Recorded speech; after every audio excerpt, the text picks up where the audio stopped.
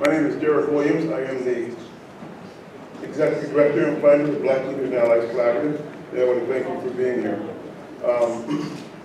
In celebration of Black Heritage Month, or Black History Month, our organization has tried to do something that is, try to do things that aren't normally done. We want to try to stretch out into the community a little bit more.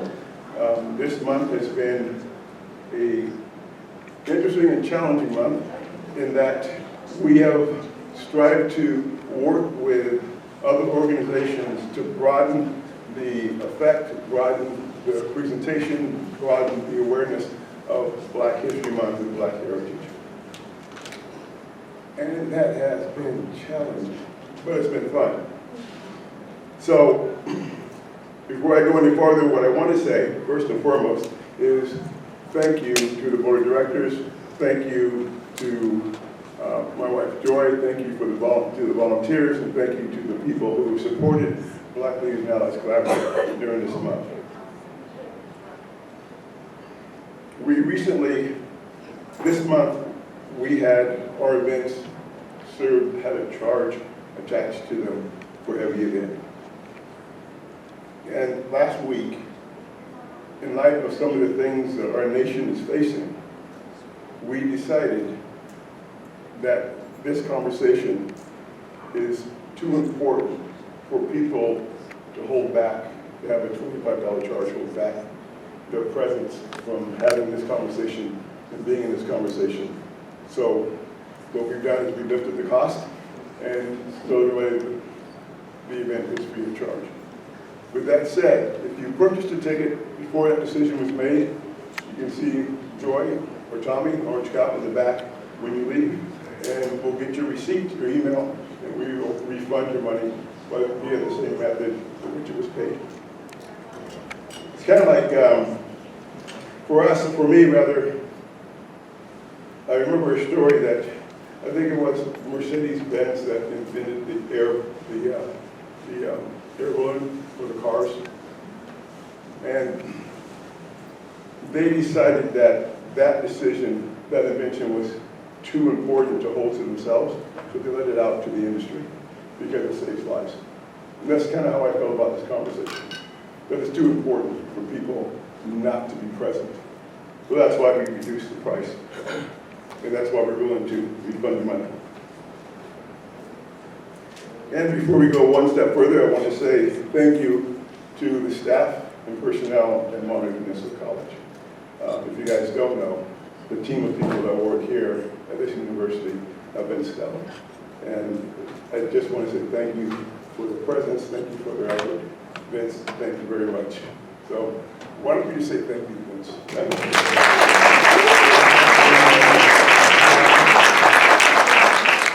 If you would, please, if you are able to, please stand.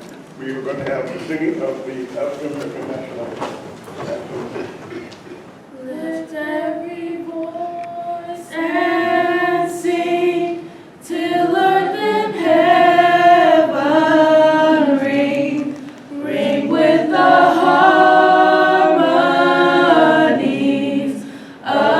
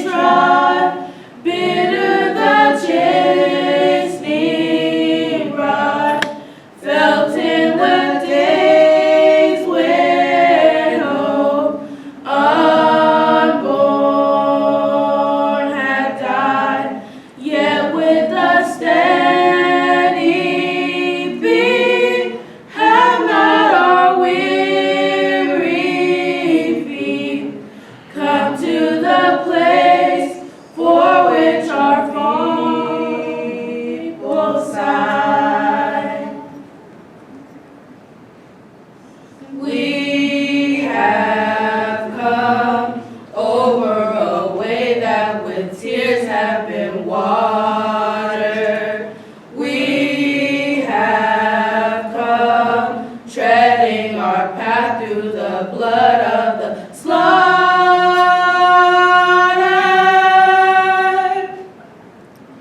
Out from the gloomy past, till now we stand at last, where the bright gleam of our bright star is cast.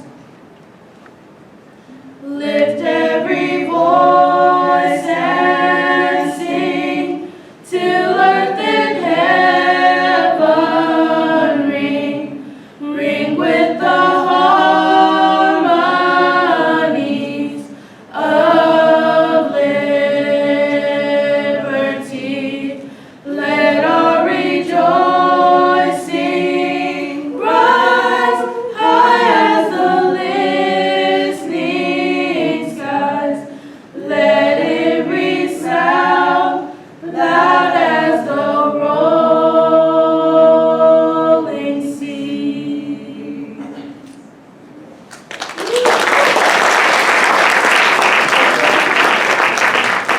Ladies and gentlemen, racial influence, past, present, and future.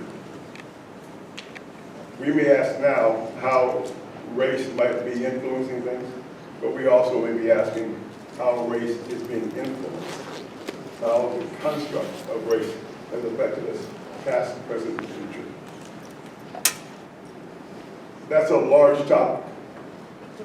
So I set out to find some very fine minds, some very strong characters and activists in the community to share with us in this conversation. I will begin to introduce to you these individuals so you can know who they are, and as they do, they will come forward. Your MC or your host for this evening will be Clement Miller. He is the COO for Salinas Valley Health. Just change names.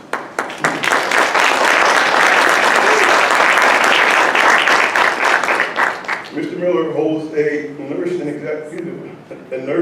and executive degree and advanced board certification from the American Nurses Credentialing Center. He completed his Master of Science in Nursing and Leadership in Healthcare Systems Management from Drexel University and received his Bachelor's of Science in Operating in Nursing from Pacific Union College. Clement is the Chief Operating Officer of Salinas Valley Health. As I said, thank you. This event is made possible tonight by our very own Dr. Marshall T. Fulbright III.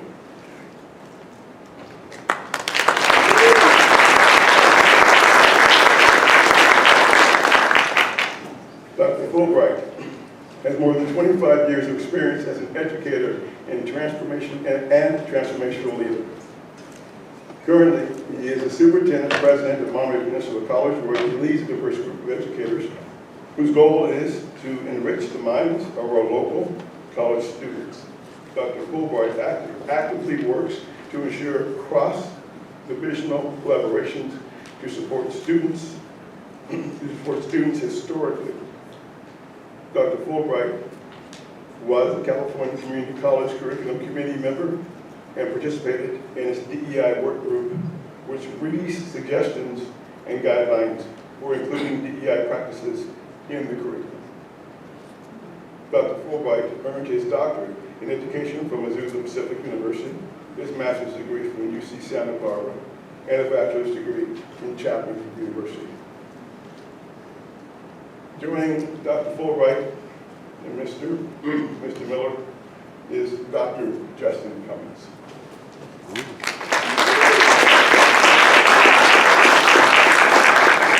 Dr. Dr. Justin Cummings is the 3rd District Supervisor for Santa Cruz County.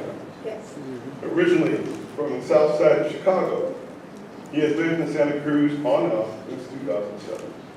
He holds a bachelor's in biology and a bachelor's in Spanish from Eastern Illinois University and a PhD in ecology and evolutionary biology from UC Santa Cruz. His academic work includes studying the impacts of climate change on the environment, forest restoration, invasive species management, and environmental conservation, among others. He has also helped create and run 2 nonprofits focused on increasing diversity in the field of environmental conservation and in the tech field around the use of the application of drones for good. In 2018, he decided to run for office due to his concerns around affordable housing and became one of 2 black men elected for the first time in the history of Santa Cruz City School Council. Santa Cruz City Council.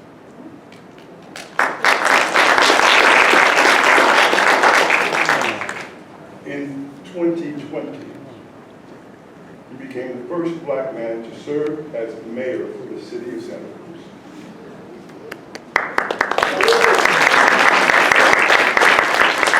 And in 2023, he became the first black county supervisor in the history of Santa Cruz County.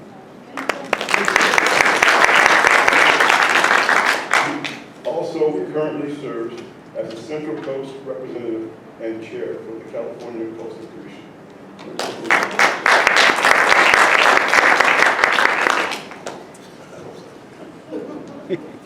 Join this fine young man, Lavera Alexander.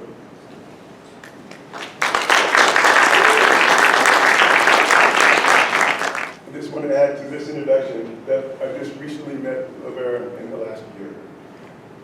And I was so impressed with her presence, her expertise, her professionalism, her broad sense of awareness and knowledge that I could not help but ask her to be here. Lavera is an experienced strategist and facilitator specializing in agile performance and transformative impact within the nonprofit sector. She is certified in strategic management and nonprofit leadership with a strong focus on optimizing nonprofit organizations and coalitions. In addition to her work as a nonprofit strategist and facilitator, she has held various leadership positions, including executive director, chief strategy officer, chief growth officer, and vice president of marketing. She has 20 years of experience leading nonprofit alliances and networks in the United States and internationally. Earned her bachelor's degree and executive certification in nonprofit leadership from Duke University, and a master's degree from California State University, Northridge.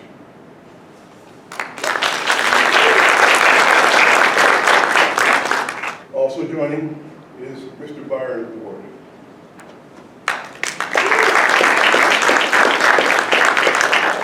Mr. Ward is President and CEO of Central Coast Minority Enterprise Resource Affiliates, a business association supporting small businesses in Ventura, Santa Barbara, and San Luis Obispo counties. CCMERA, Samara, is an African-American and Black Chamber of Commerce in said region. The organization supports diverse small and micro businesses and underserved communities. It also is President and CEO of Action Human Technologies, LLC, a consulting and technology firm. Vice Chair of the Workforce Development Board with the Ventura County, and co-founder and director of Community Advocacy Coalition, a nonprofit social justice advocacy organization.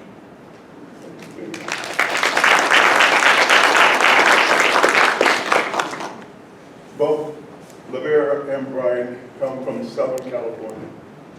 And the reason they were invited, along with our sister city, Santa Cruz, Dr. Cummings, is that this is a broad topic, a broad conversation. And I think we can all learn and glean from each other collectively. So we reached south, we reached north, and we brought them here to the central so we can share in the conversation. So thank you for making the trip, all three of you. Joining our panel is also Ms. Jill Allen.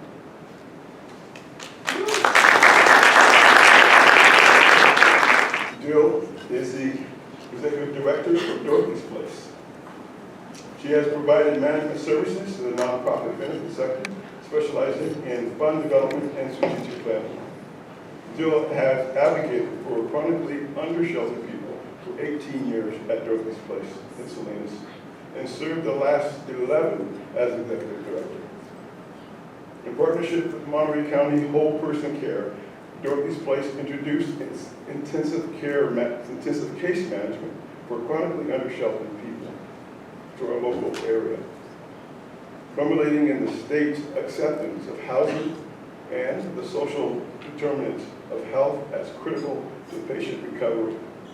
Dorothy's Place has proven that chronically unsheltered people can be successfully housed by assisting nearly 250 high-barrier clients into permanent, sustainable housing for the last 5 years.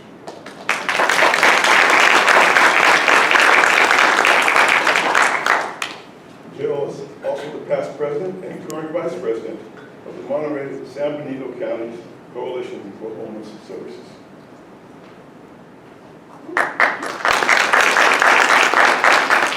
Joining us also, excuse me, one of my favorites. Come on up here, Pastor. Justin Noseworthy. Pastor Justin is the founding pastor of All Things New Church in Monterey. Justin holds a master's degree, a master's of divinity degree from Fuller Theological Seminary, and a community development certificate from the Seattle School of Theology and Psychology. He also serves as adjunct assistant professor of arts and sciences at Hope International University and the volunteer chaplain for the Monterey Bay FC. Yes, the professional soccer team. All right. Okay. We also have joining us one of our own very special local councilman, Alex. I always get your name backwards. Garcia, Arrazola. Okay.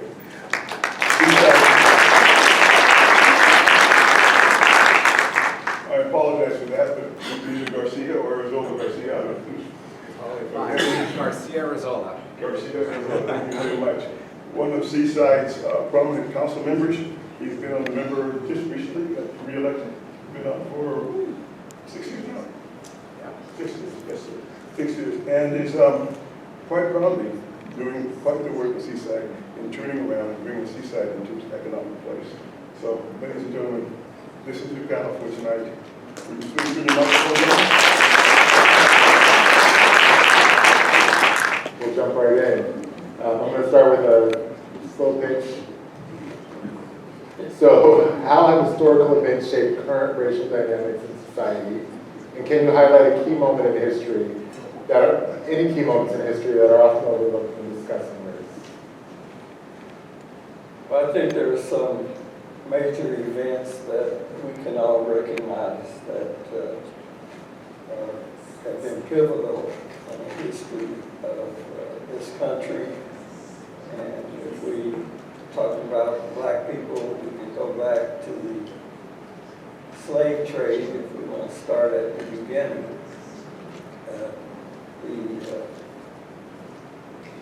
horrific Middle Passage, slaves and ships traveling from the west coast of Africa to the United States and bringing our brothers and sisters to auctions and just terrible conditions to start out in a new country. The Emancipation Proclamation was an attempt to rectify some of the atrocities. I think it's also significant to come into the Civil Rights era with the Voting Rights Act, and the Civil Rights Act first and the Voting Rights Act.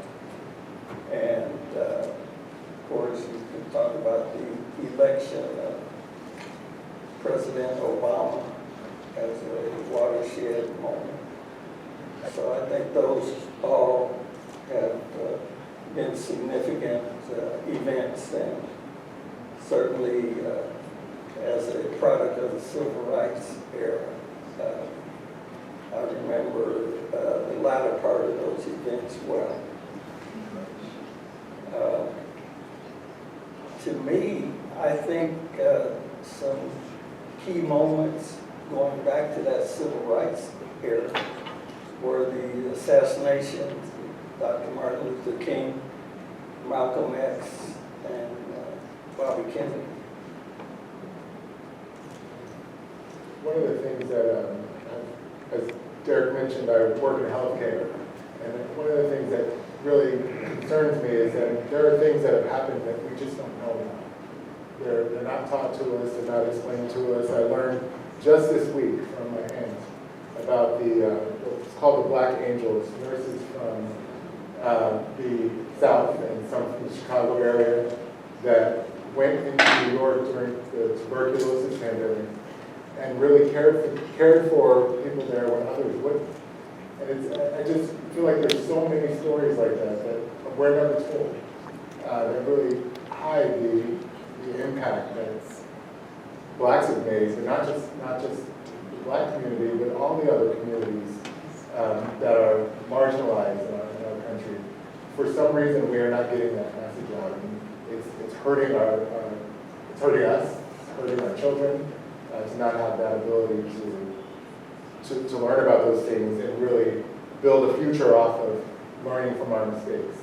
Have we thought of has anyone else thought of any other instances that maybe have happened that, really go unnoticed, but really are impactful for our culture? I can add to what Dorothy said. I think about Reconstruction. After every movement, which we have some progress for Black Americans, there's opposition that will rise up every time. You can go back to slavery, you can look at Jim Crow, you can look at the Civil Rights Movement. Every moment where Black folks have said enough and they've pushed forward, trying to carve out their own space, there has been pushback. And that's created a Reconstruction period time after time. We're now in another one. We saw a little bit of it after President Obama was elected, but it was minor, and so it wasn't noted the way that we're noting it now. But what we do know is that this space that we stand in today is not unfamiliar territory. We have to remember best practices, lessons learned from the past, and make sure that we apply them moving forward. As with the past, we're always going to get to a brighter space. We just have to be resilient. If Harriet could go through the tunnel and constantly bring new folks into the light, we have to have that same mindset and resilience as we face the darkness of today, knowing that the brightness of tomorrow will come. So it's just remembering we've been here before. This is not new territory, and we have to approach it knowing that we've gotten to the other side. If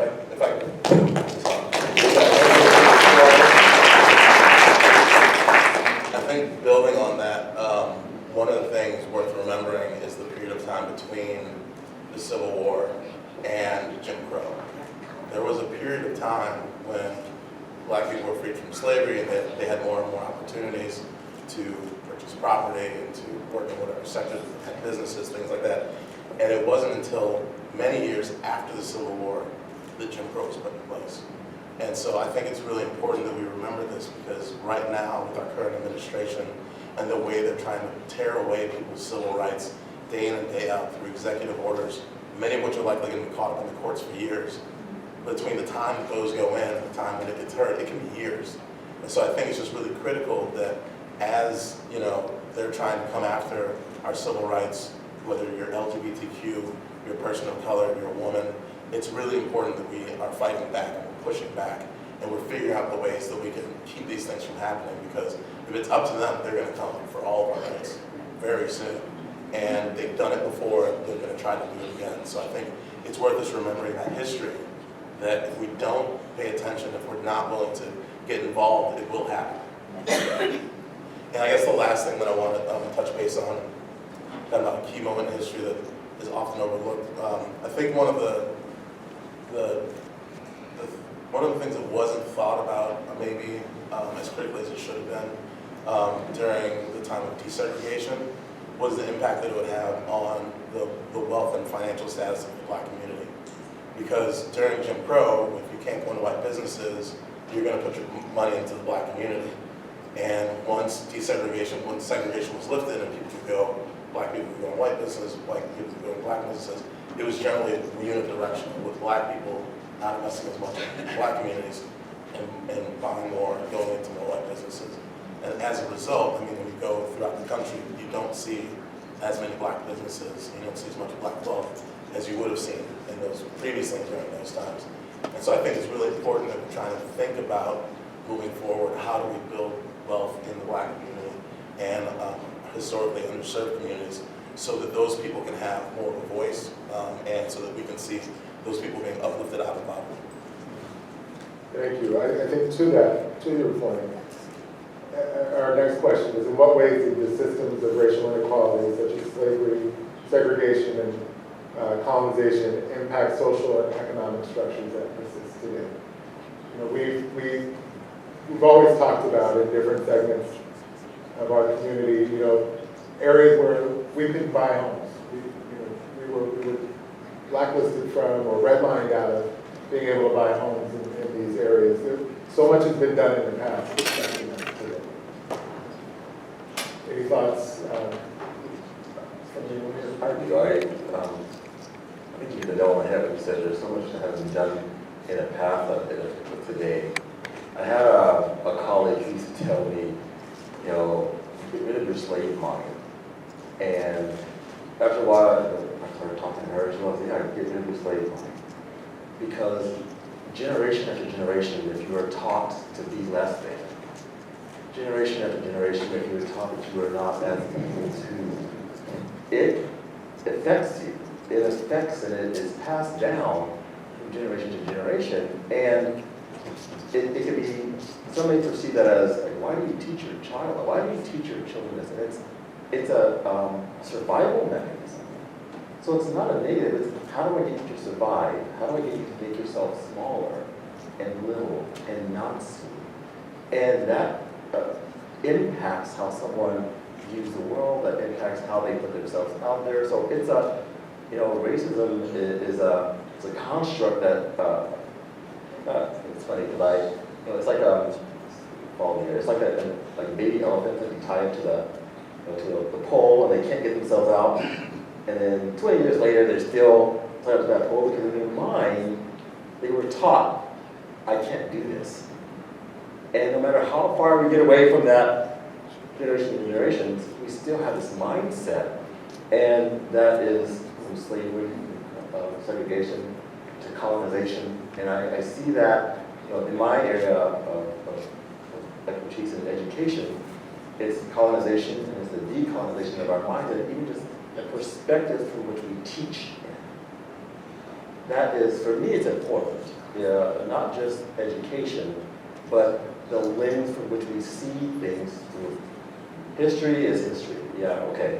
But history is his story. It is the perspective, it's the same event.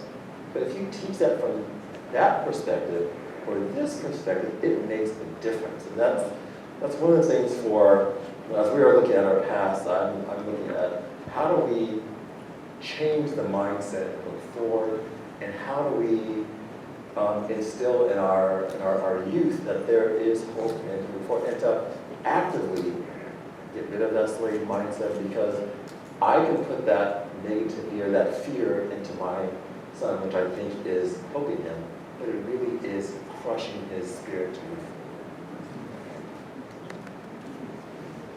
So how do we balance the education, you know, the making sure we understand what has happened in the past, but not allow it to hold us back? I would say highlighting the great achievements that our underserved communities have made. I know growing up in the city of Seaside, I didn't really see anyone in leadership that looked like me or my peers. And I think showing up, celebrating one another, learning from one's achievements, and building that success and teaching the next generation that they too have these opportunities to succeed, that they too have the potential to be great individuals is important. Highlighting key figures in our community and our area. I first person that comes to mind would be Helen Rucker and Dorothy, key figures in our communities who have fought the fight for various years and continue to fight. These are key individuals who have walked with Martin Luther King when he came to Seaside, Cesar Chavez when he came to Seaside. The city of Seaside has great history within our African American community members and our minority community members. We just don't celebrate it. What I always tell the youth as well is Fort Ord was one of the first integrated military bases in the nation. We don't recognize that. Fort Ord had an economic impact on our communities. But after the closure of Fort Ord, there was housing inequality, a lot of jobs that were lost, and we don't talk about. But celebrating the history and celebrating the successes that our city has had over the few years is important and imperative. We need to celebrate one another, celebrate history while also embracing the future and allowing the next generation that they too can do it. If I was elected at 23 years old, I'm sure that someone else can be as well. I think that's what we need to continue pushing. Despite what we've been through, we have many more years to continue to fight, many more years to speak out for what's right, and I think that's what's going to be important here. Really agree, thank you. I'd say the other thing that really helps in all of this is allies. Right? Talks of BLAAC as a group. It's talking about Black leaders and allies working together to improve, what we're dealing with on a day-to-day basis.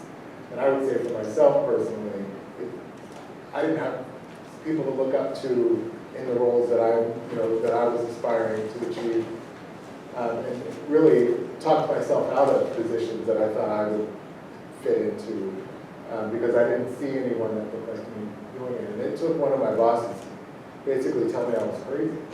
I really didn't think that the organization where I worked was going to allow a Black person to be in a leadership position just because maybe I didn't fit the mold of the community.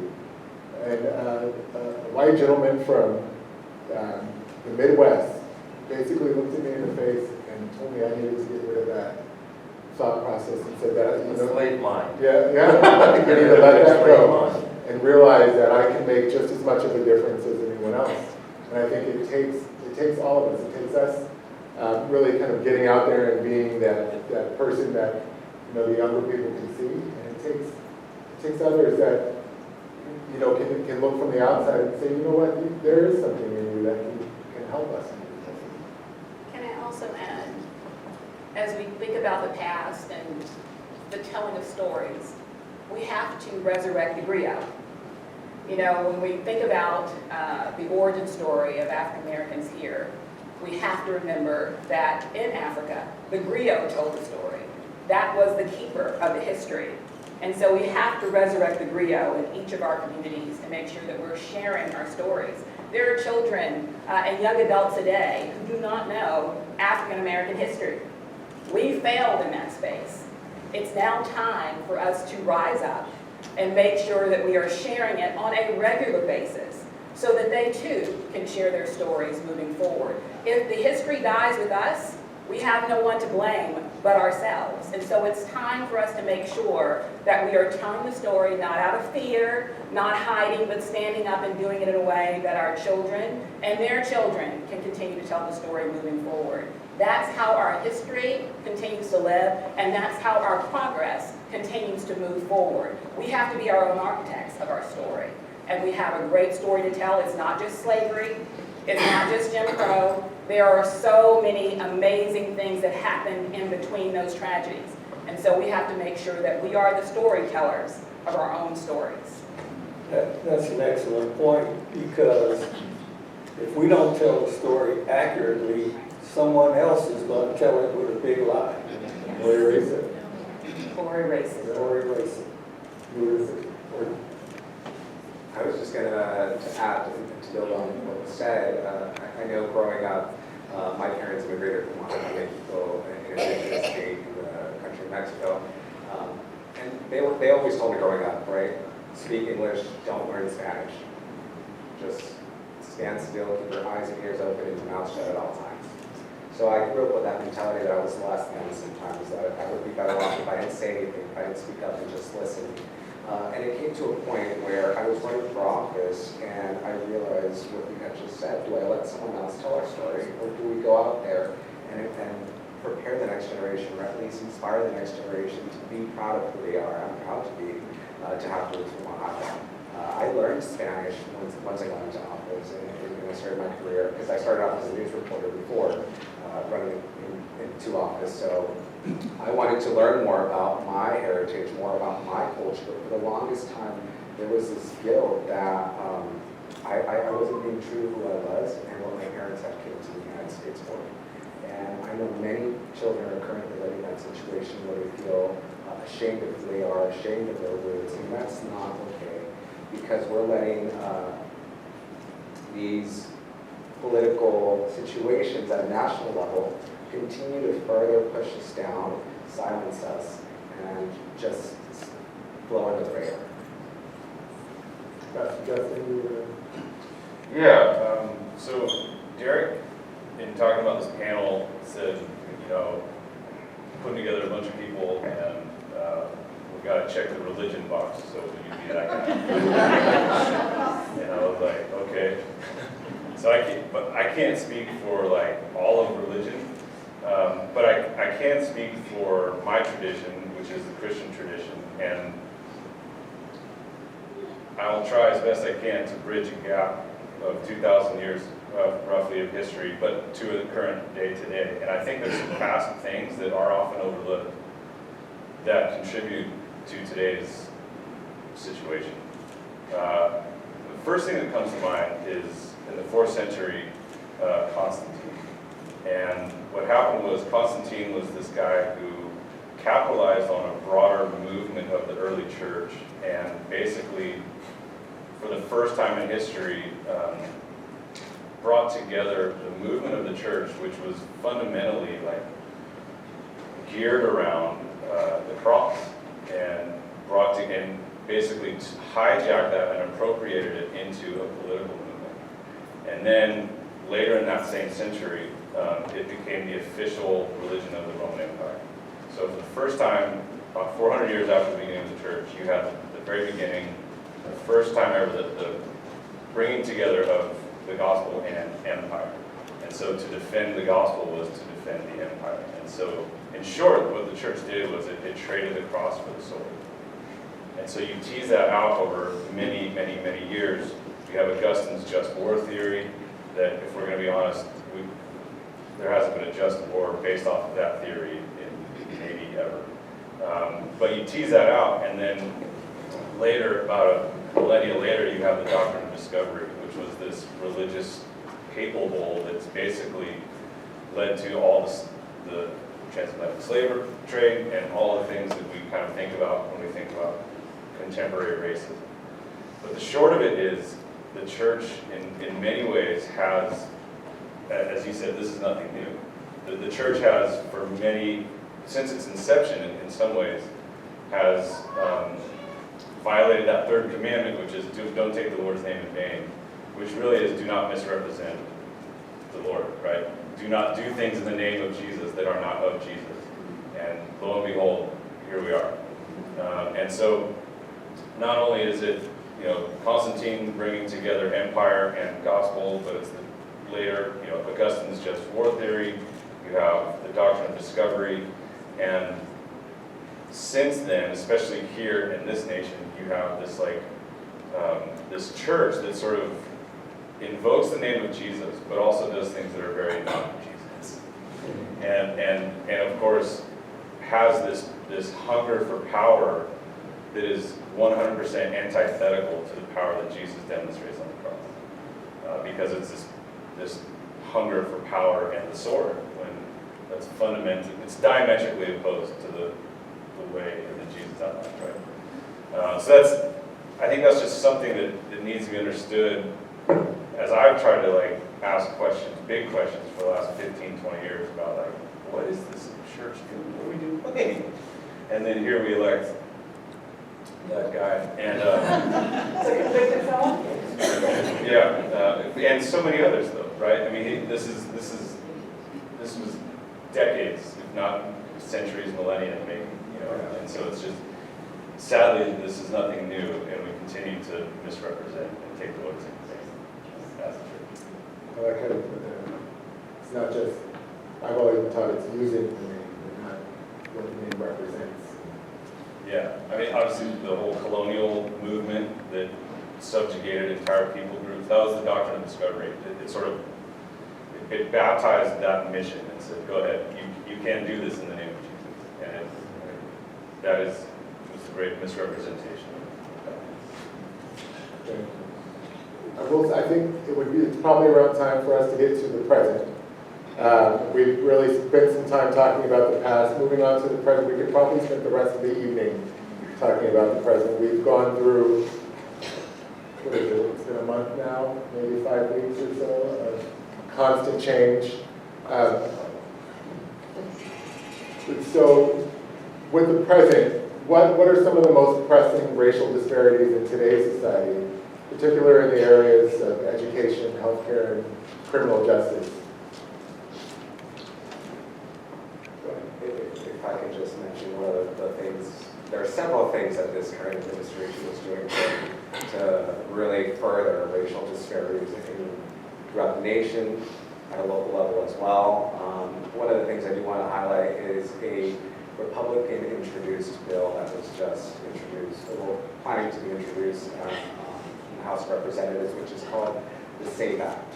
I'm not sure if anyone's heard of the SAVE Act. If you can, just raise your hand.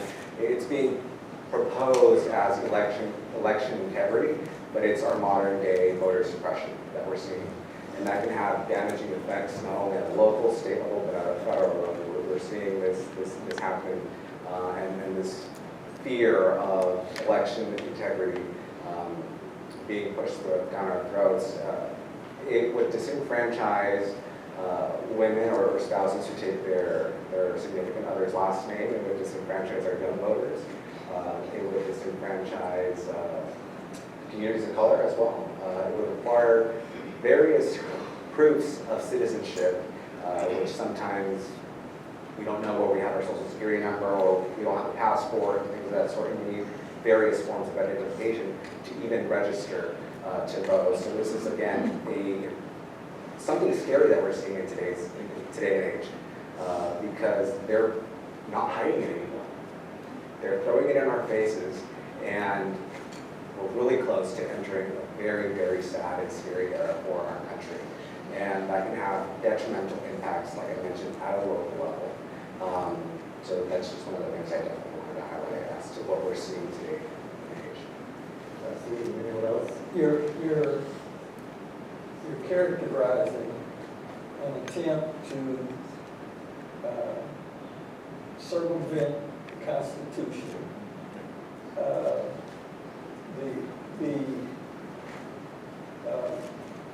It puts us in a situation where if we don't respond as quickly as possible, it's a diabolical, broad-based attack.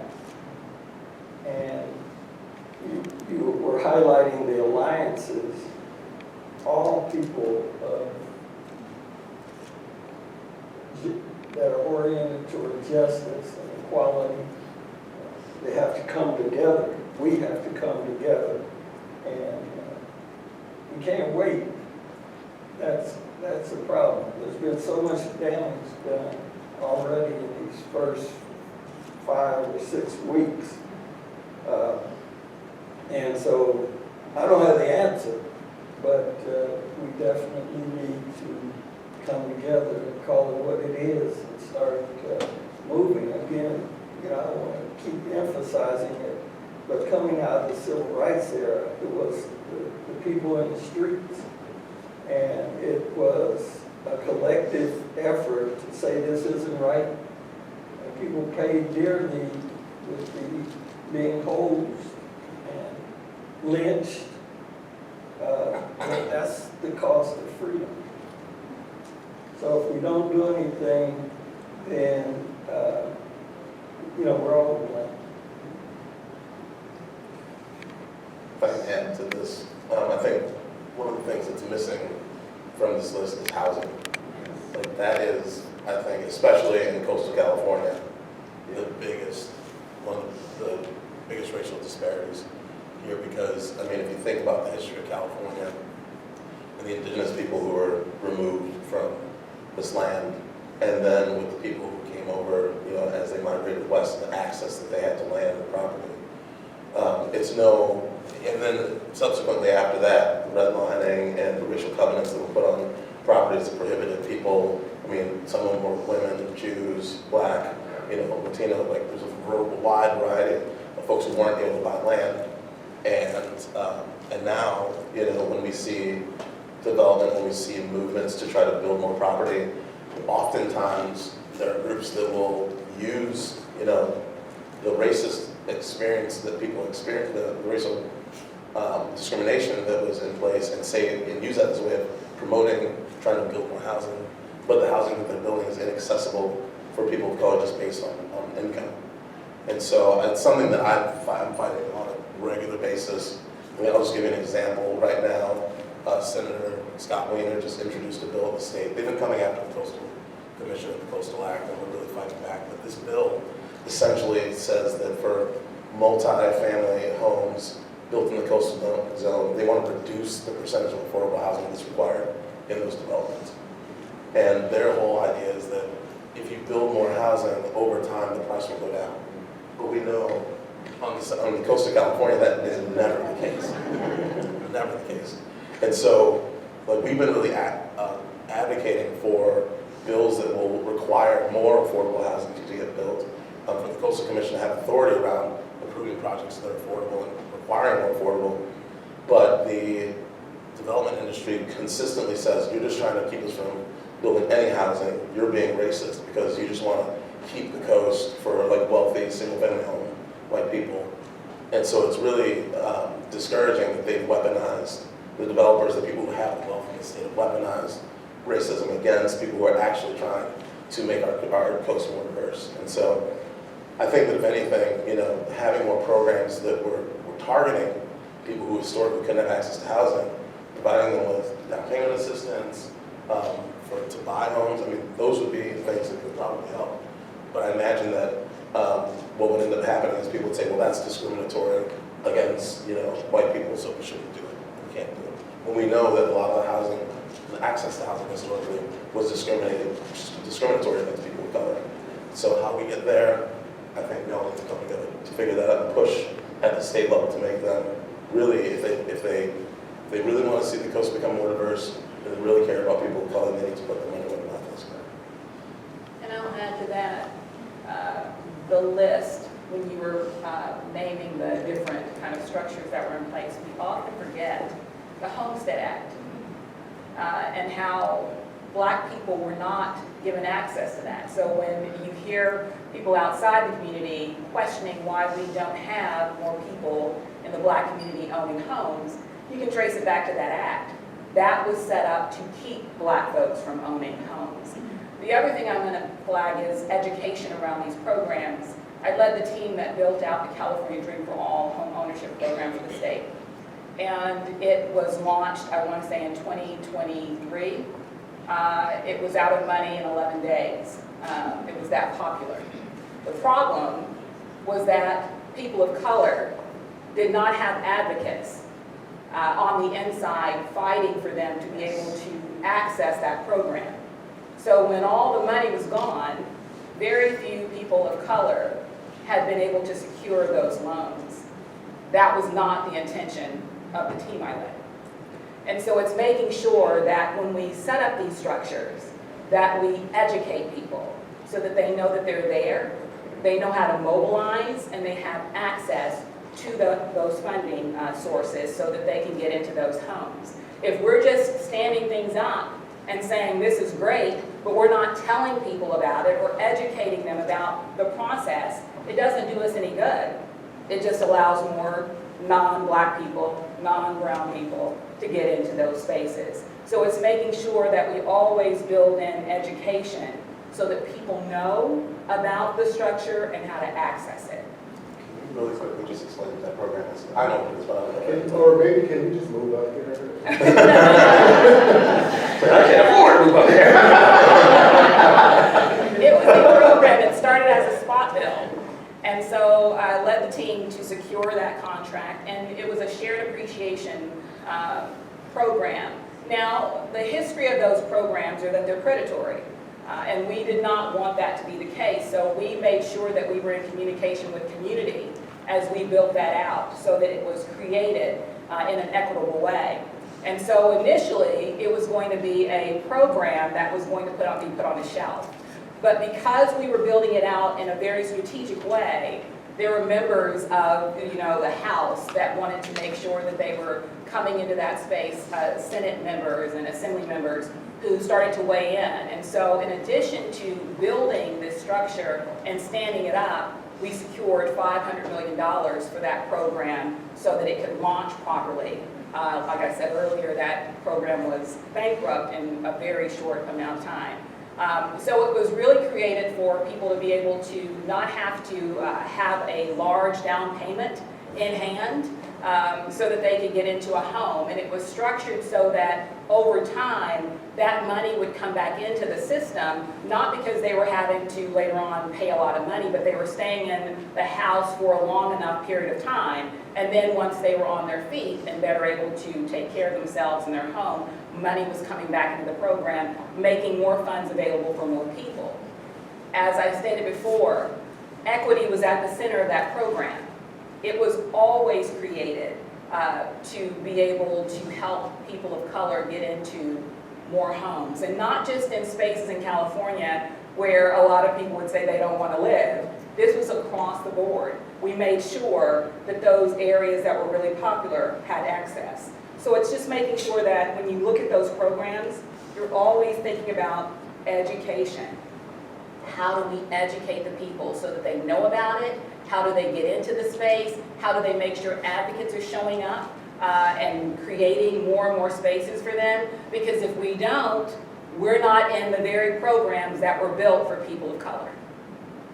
So it's a great program as long as you have the advocates in place to move. And I'll tell you, I was one of the most disappointed people when it opened because I saw how many people were rushing into that program that did not look like me or look like members of the team that built it out. And so I knew in that moment there was a failure that I had to acknowledge and embrace because that was on us. We did not create that system of education that we should have. We assumed that because it was going to be a part of a larger portfolio that would be in place.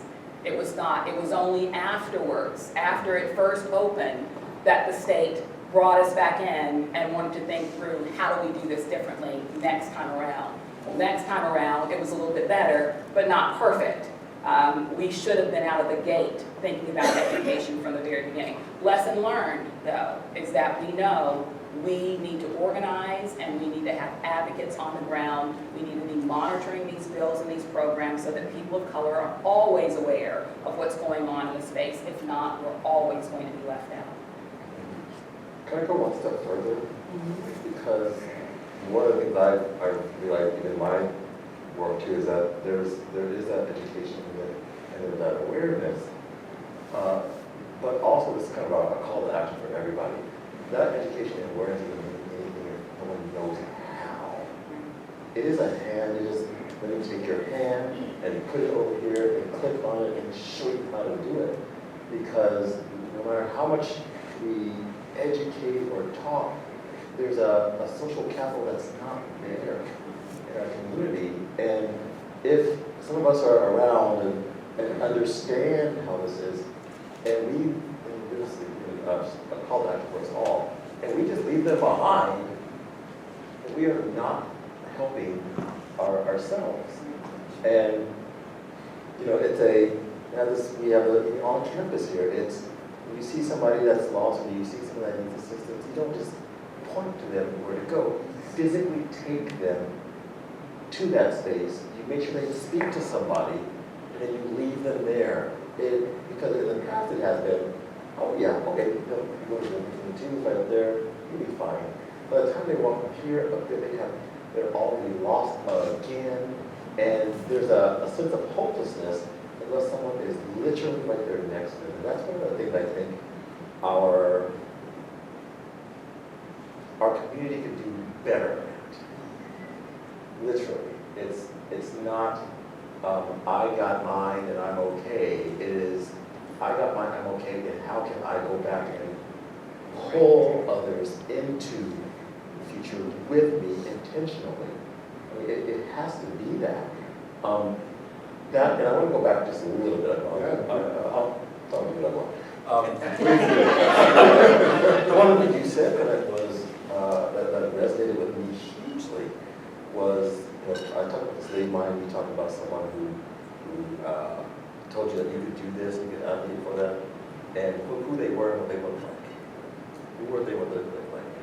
And as I was making my transitions through, and from a faculty member to a partnership to a dean to a vice president, I didn't remember asking some colleagues about, what's the next step? How can I do X, Y, Z? And spoke to two people. I'll never forget them. Still see them in companies. And two people, and they said, "Are you sure you want to do that? You think you have the same background, or right amount of education, right amount of experience?" And my spirit was crushed. Like, maybe I don't have this. Maybe I can't do this. Both of them were African American men. And that crushed me. Until about 4 years later, someone came up and said, "What are you doing? You need to do this. I think you can do it." And I'm like, "Oh, maybe I can do it." Someone else came up and said, "What are you doing? Here's your stuff. You can do this." Both look nothing like me. Nothing like me. And that's I'm saying that because this is real talk here. It has nothing to do with the community made me question myself and did not push me. And I needed a little Jewish woman and this little Latina to say, "Stop doing this. You need to go and do X, Y, Z." And it hit me because I thought, well, why are you telling me this? And not you, but you were telling me to question myself, but you're telling me, go do this. And that's one of the things that I look in our community and go, we have to get rid of that and help support people. And also, I'll put myself out there on a cliff, when those get there, you can't tear them down. Amen. Because you hear it, you know what happens. We get there, and then some of our biggest critics are who? Who? The Black community. Yourselves. I have support from all others, and that's the ones in our community. So this is walking us to helping. We need to do that to ourselves. Support ourselves in doing that. Support folks and encourage them to move on. Support them to get rid of that slave line, and then be there holding their hand and supporting them through all the turmoil and the challenges. Because I can vividly, just full disclosure tell you, those that helped support me to get to where I am now did not look like me. I think we need that. We have to hear it too. Yeah. We need it. We have to hear it as a community that we have to support and hold someone's hand and not expect someone to come ask me for help. It's a pride thing too in our community. It's hard, if you imagine a black man going up to someone and asking. It's hard. So, put myself out there on the line that these are. Jared said this is going to be real talk. This is real talk, call to action kind of stuff. I cannot say it. That's no problem. That's no problem. Can I pop in with a point as well? Please. Hi, I'm Jill.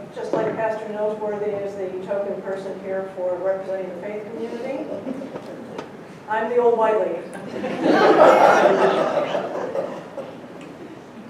Lavera, you talk about we need to educate. We need to develop advocates, but not just in the Black community, in the community of color. You need to develop advocates, I'm afraid, in the white community, okay? And people, the average person in the white community, I'm making huge generalizations here, but that average person does not know your cultural history. They don't know how you've been disadvantaged, how your ancestors have suffered, how you have suffered, how you can't get adequate housing because of your history. They don't know any of that, and frankly, most of them don't care, okay? However, speaking on behalf of myself and what I've been able to learn over the course of my life, but especially what I've been able to learn in the last couple of years, I can tell you that there are white people out there that want to do the right thing and don't know how, okay? The way to help them, I believe, is to educate, especially old white women. Because we have this unusual power that the culture has given us. Okay? We have the power to educate, entertain, and feed our children and our grandchildren. We can tell them stories about you. We can invite you into our homes, into our business forums, into our educational forums, and ask you to tell your stories to inform them. Because what you're trying to do now, which I totally agree with 100%, is probably going to take a couple of generations to actually latch on and work. And by then, my grandkids are going to be older than Alexis, okay? They're going to be taking positions of white power in the community, and they need to start learning now why it's important to be a whole community and how it disadvantages, look at my words here, how it disadvantages white people to remain in this white cocoon. Together, we're better. But it starts with telling the stories. It starts with educating people about how it is now, real talk. And it starts at a young age. If my 5-year-old grandson can figure out how to operate an iPad, he can listen to a story.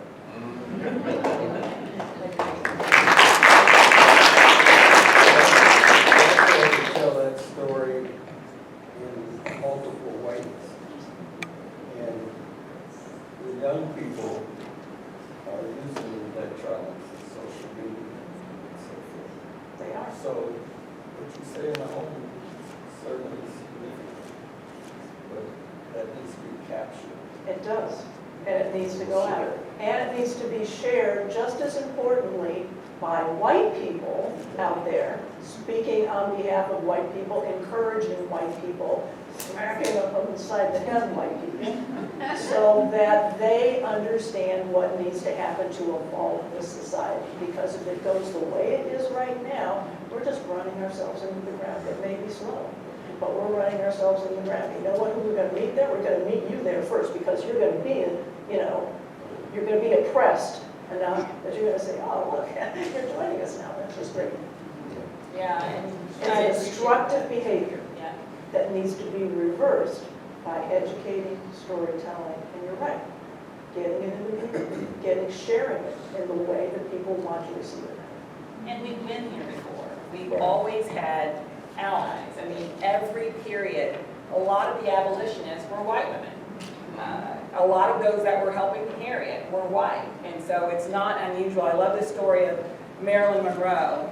Of course, she had access to every club. She could sing on any stage. But she used her power to sponsor Ella Fitzgerald and made deals with those who owned the clubs so that Ella and others like Ella could come in and share their gifts. And there were even moments in which he said, I'm not going to sing here if Ella can't sing here. And so we need to make sure that we are finding the allies and supporting them and welcoming them into the space, seeing that they too have a hand in this thing and that they can open doors that some of us that look like me and like the rest of us will never be able to open on our own. So historically, you're correct. And in present day, you're correct. We're going to need allies and sponsors to move us through this dark period, just like we have in the past. If I can add to that, I totally agree, and I think something that we should strive to do as well, really solidify and strengthen our Black and brown partnerships. We have a lot in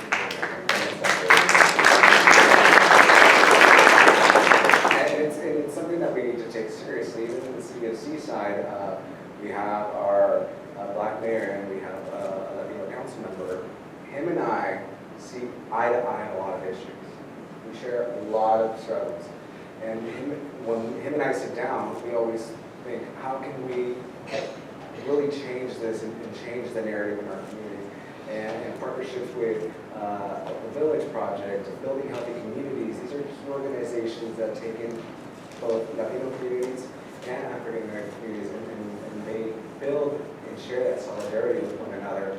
But we need to start seeing that we both face health disparities, housing disparities, voting is another huge issue that we're also facing, right? Education, and as an elected official, we should be intentional in bringing all voices to the table, solidifying those partnerships, ensuring and celebrating the history, because Seaside had a high percentage of African Americans in Seaside. Now, Seaside has 43% Latino and roughly 8% African Americans. The demographics have shifted. And what we're seeing just a few months ago at Seaside High School is this tension building up again amongst Black and brown communities. So how do we change that? And that's going to take a lot of effort from our key elected officials, our leaders, our teachers, our nonprofit organizations, and we all have to come to the table and really address the elephant in the room, that we have so much in common and what separates us. So I want to make sure we catch another question here before we move on to the future. And this is, how does race intersect with other forms of identity, gender, class, sexuality, in fights for justice and equality? Can anyone speak to how these intersections are addressed or ignored in current discourse? For me, I think being a woman and watching my ancestors, my foremothers, being women in society, has helped them understand, to a degree, a certain amount of disregard, disrespect, and oppression.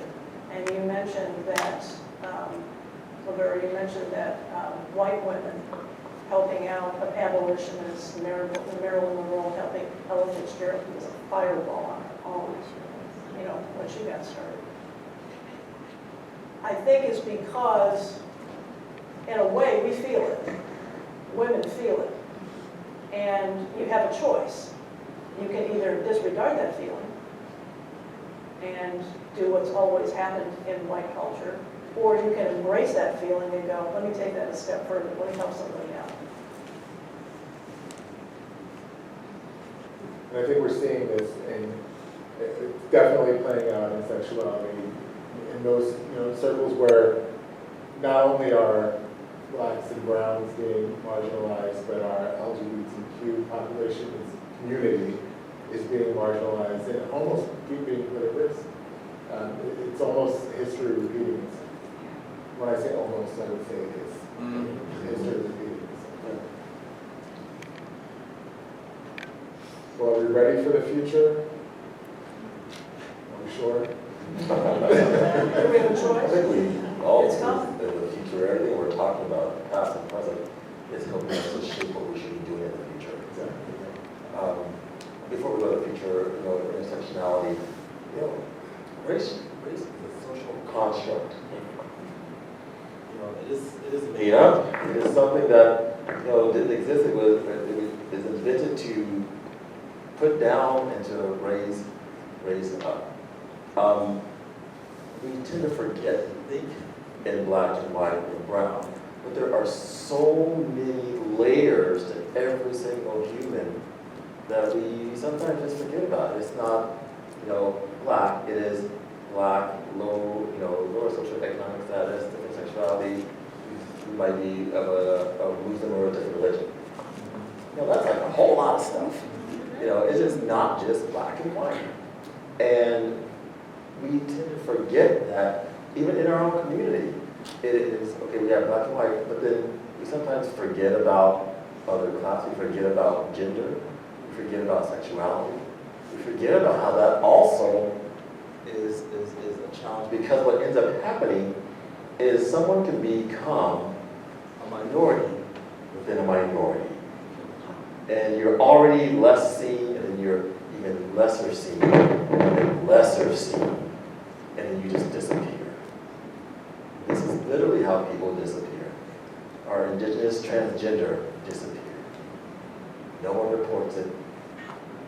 Thousands of transgender are either murdered or disappeared, and it doesn't make a news, it doesn't go anywhere. Because, and this is in our own site, that's a them. We should be saying that that's brown, and it doesn't matter if they're a different religion, if they're a different gender or sexuality, they're still, because no one else sees that. You can't tell someone's sexuality from looking at them. You know they're brown, but we can't allow ourselves as communities to say that we are, you know, let's see, I'm black. You know, we are black, but I'm a better black. I'm a this, and I'm not, you know, y'all from the community, you know, we have those high yellow, we have those good hair, you know, those are my cousins as well. They're like, that's my cousin, she's got freckles. Yes, you know, I have to have books with my son about, you know, different hair, different color. Oh, are they black? Yes. We have to stop segregating within our own communities. It just tears us apart. We can't be minorities within minorities.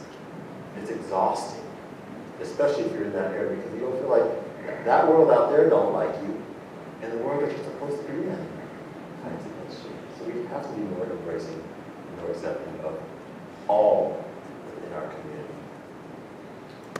I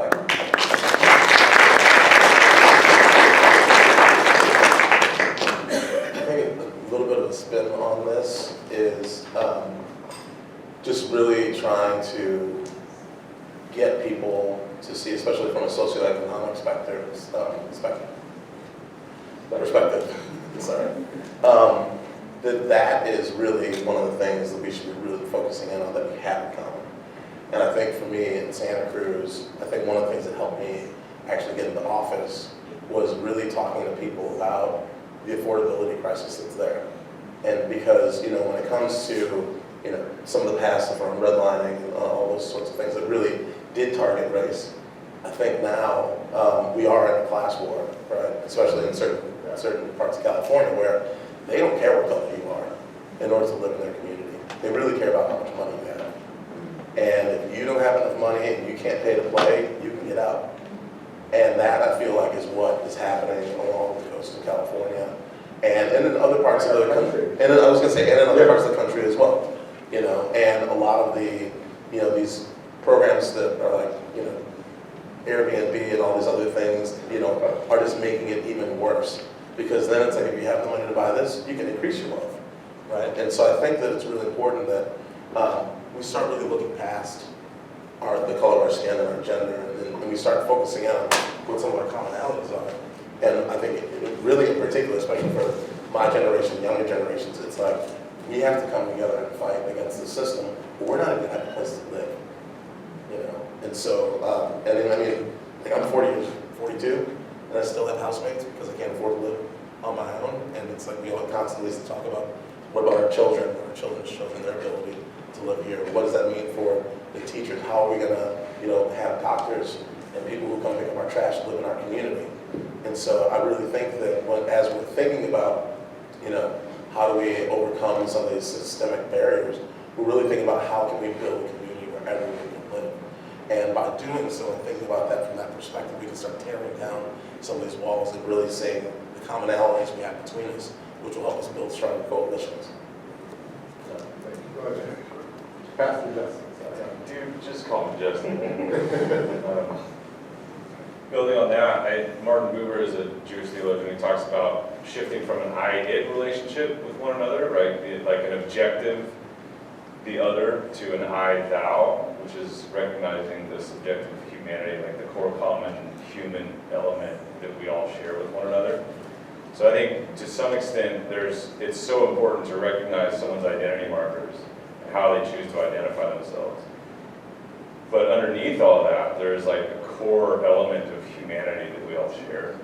And moving toward that and allowing for disagreement, allowing for different stories to share space together, but to recognize that at the end of the day, like, it's a collective humanity that is moving toward freedom, and our freedom is all tied up together. And as Dr. King said, like, if someone's not free, none of us are free. And so I think that's something that, getting back to intersectionality, I think there's this, you have to recognize the different identity markers that contribute towards someone's either liberation or captivity.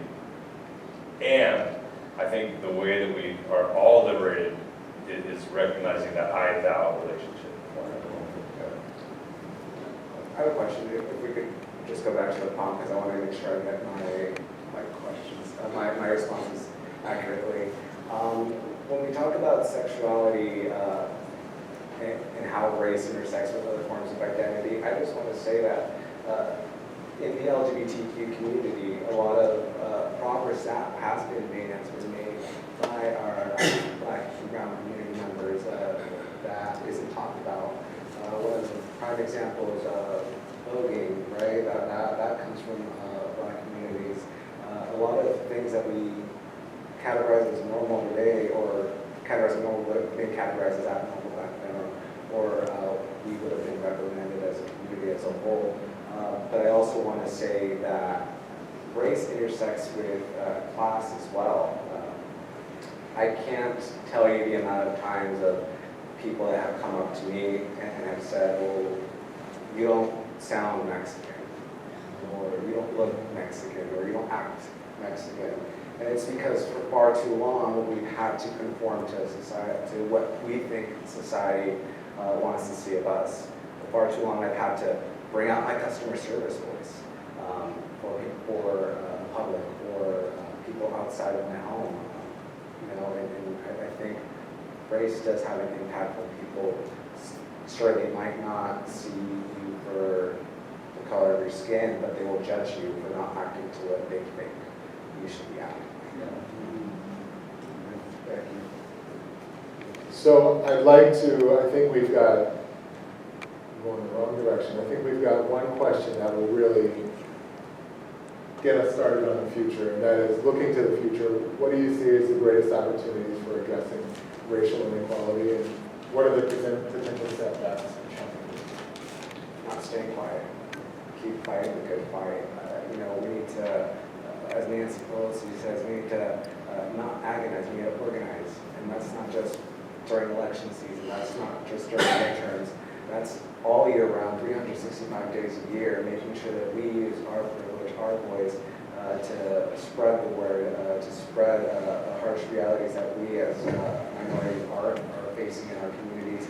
And as elected officials, we have to continue that fight. In the city of Seaside, just this past council meeting, I brought forward a sanctuary city resolution for my community, but in that sanctuary city resolution, we implemented women's rights. We reaffirmed our commitment to DEI practices in our city of Seaside. I wanted to make sure that everybody felt welcome, seen, heard, and valued in my community, because if I can at least make a difference for one person, one child, I'm doing my job. And I don't care if the federal government is saying that they're going to come after elected officials who defy their voters, who defy their vision. Take me to jail if you want to, but I'm not going to stay silent. I'm going to continue fighting for everybody.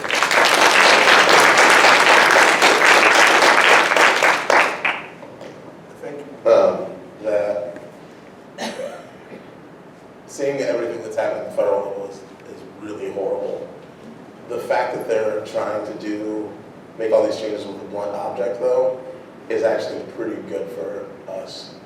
Because what's not being realized is who they're actually impacting. Right. And they're actually impacting their own people. And so in terms of what is the greatest opportunity, like this is our opportunity right now, not to shun people for the way they voted and say, look what he did, look who you voted for, look what they did. It's like, oh my God, like, hey, they just took away like benefits for veterans. They just cut funding for the VA. They just cut funding for these programs that are going to support, people in red states. And so I think the opportunity right now is that we really need to try to figure out how we can reach out to these people who made a mistake and who are starting to realize they made a mistake and bring them in. Because it's like, everybody makes mistakes, and people probably thought they'd be better off with this guy. For what reason, I don't know. But what we do know is that he's not following up on his promises to make people's lives better. People's lives are progressively getting worse. And what that means is there's an opportunity for us to really try to bring these people in. And so what I hope that we can do over the next few years is when we look at that big map and all those places that were red and those more rural places, the states, we start flipping those blue. And then we bring those people in, and as a result, we can try to make sure people have better lives, and at the same time continue to undo all the nonsense that's happening and make sure that we're putting in policies that are going to help us progress racially and overcome a lot of these racial inequalities.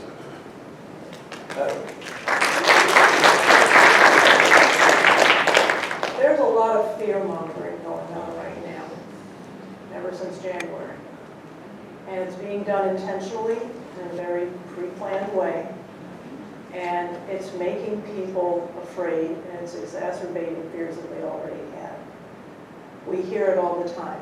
The media is going to continue to pour kerosene on the flames so that they can sell airtime.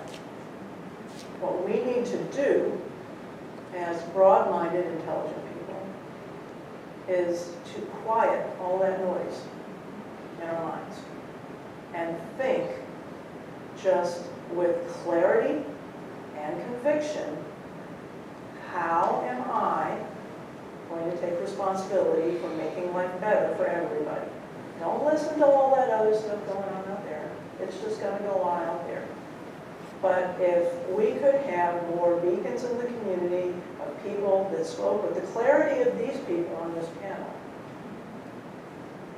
and the intellect and the confidence and the assuredness, we're going to be able to attract people that right now are afraid to follow us.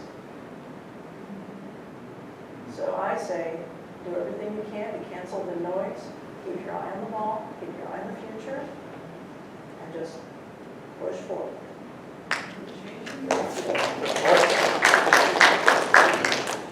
I've given some thought to this as a result of preparing for this event.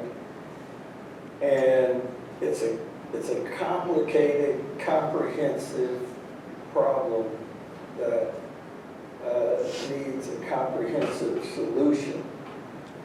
We have to march in the streets, we have to vote, we have to develop leaders. It's all the above.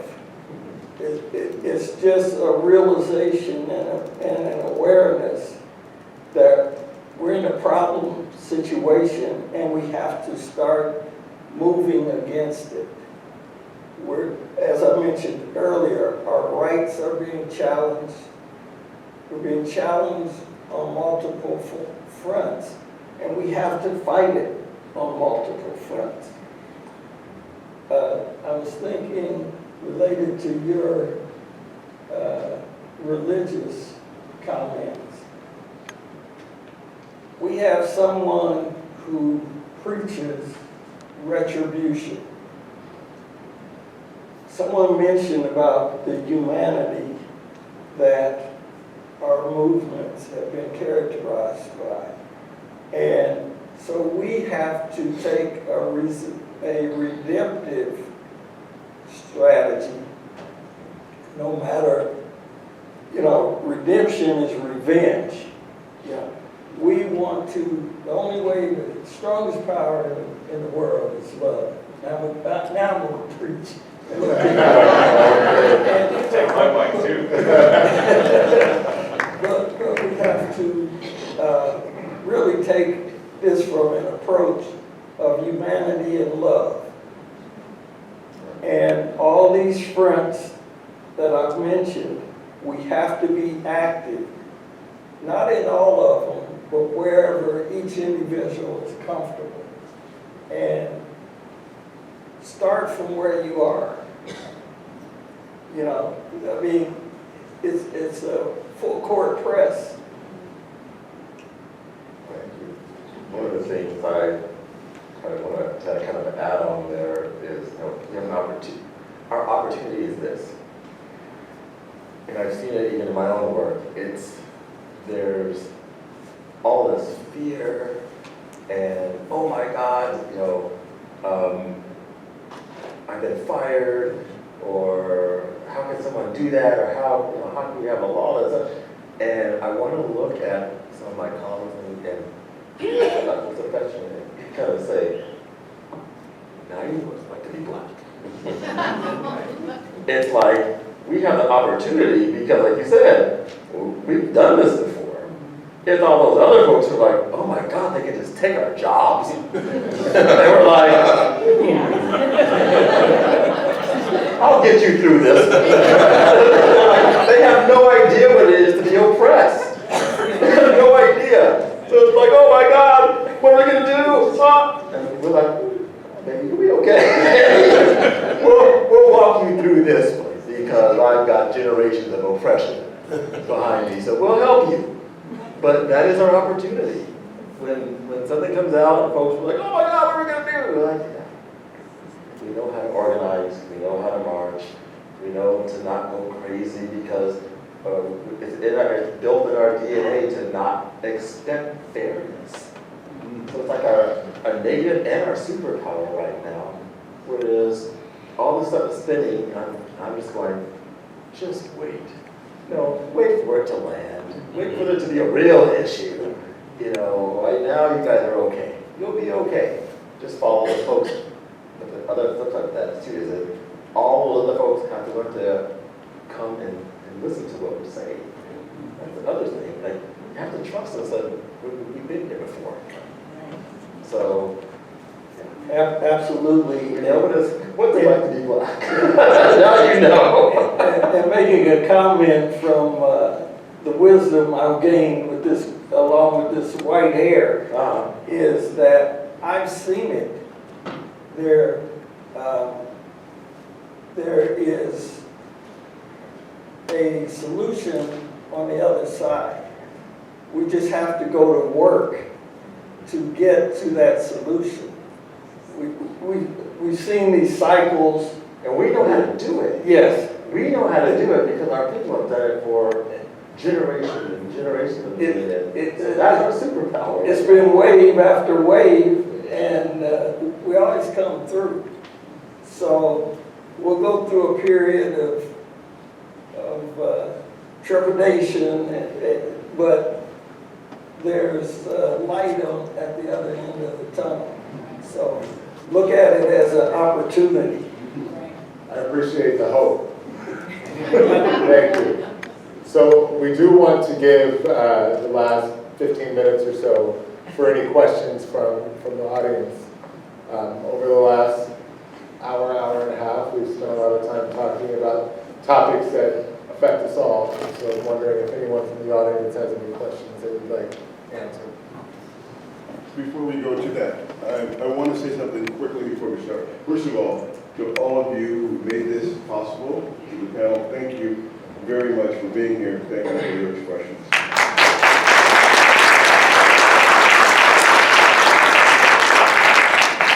And before we go into the Q&A, I want to mention a couple of people. We have our alternate here, Stacey Andrews, who's the former CEO or Executive Director for the Village Project. We want to step in and thank you, Stacey.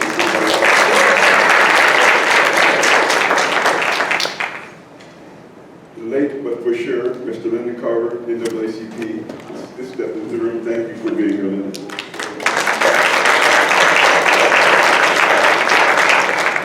There are a couple of things that were mentioned I just want to throw this out real quick. First and foremost, we're talking about education and getting to know each other's culture and getting people to understand who we are. The course ECCR, which you've heard about, which you've seen on screen, is a course that we teach. Black Leaders and Allies Collaboratives teaches. There are 3 parts to this course, but I want to say this, and I'd be amiss if I didn't. Countless hours went into the process of thinking about developing and making this course possible. You want to talk about allies, from an ally to a co-conspirator, somebody who will get in the way of trouble to make a difference. Yeah. Tricia Moneypenny, we miss you. Thank you. Tricia sat with me for hours, dedicated herself to helping to develop this course and put this course together. I may walk around with the face, but there's a lot of work that went through in this with our ally.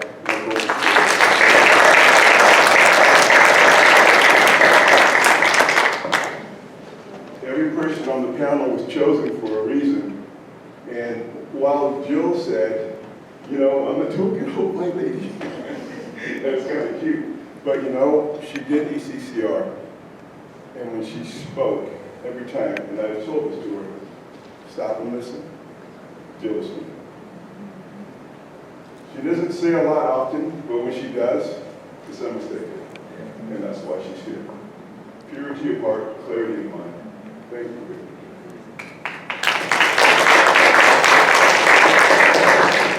Also, before we go to this, there are some things in the back on the table that for donations will be given to you. We have paintings here that will be auctioned or will be auctioned off, and you can donate to Black Leaders and Allies Collaborative to do that. If you guys would bring the paintings down, I want people to see the paintings. And Pam Bonspar, where are you hiding? Right here. This wonderful artist right here. She shows up every time at Black Leaders and Allies Collaborative and donates her talent and her art to supporting this sort of movement. So please, when we get through, take a look at the paintings, see what we have outside. Please make your donations to Black Leaders and Allies Collaborative. That is, if you enjoy or appreciate the kind of thing you saw tonight. So please have a word with Pam. You can look at the artwork and make your donations to Black Leaders and Allies Collaborative through her efforts. Thank you, Pam.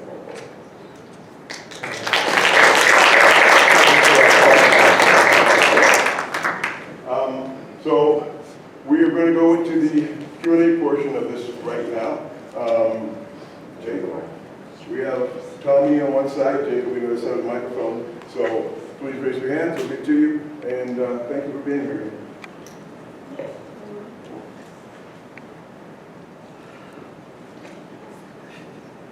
Well, I worked at not spending any money today. And tomorrow, we're planning on not shopping at Whole Foods, where we've shopped for 20 years. Take our money elsewhere, and I'm feeling like at least I'm doing something. And I wanted to ask if you have any thoughts about this economic blackout that we're doing.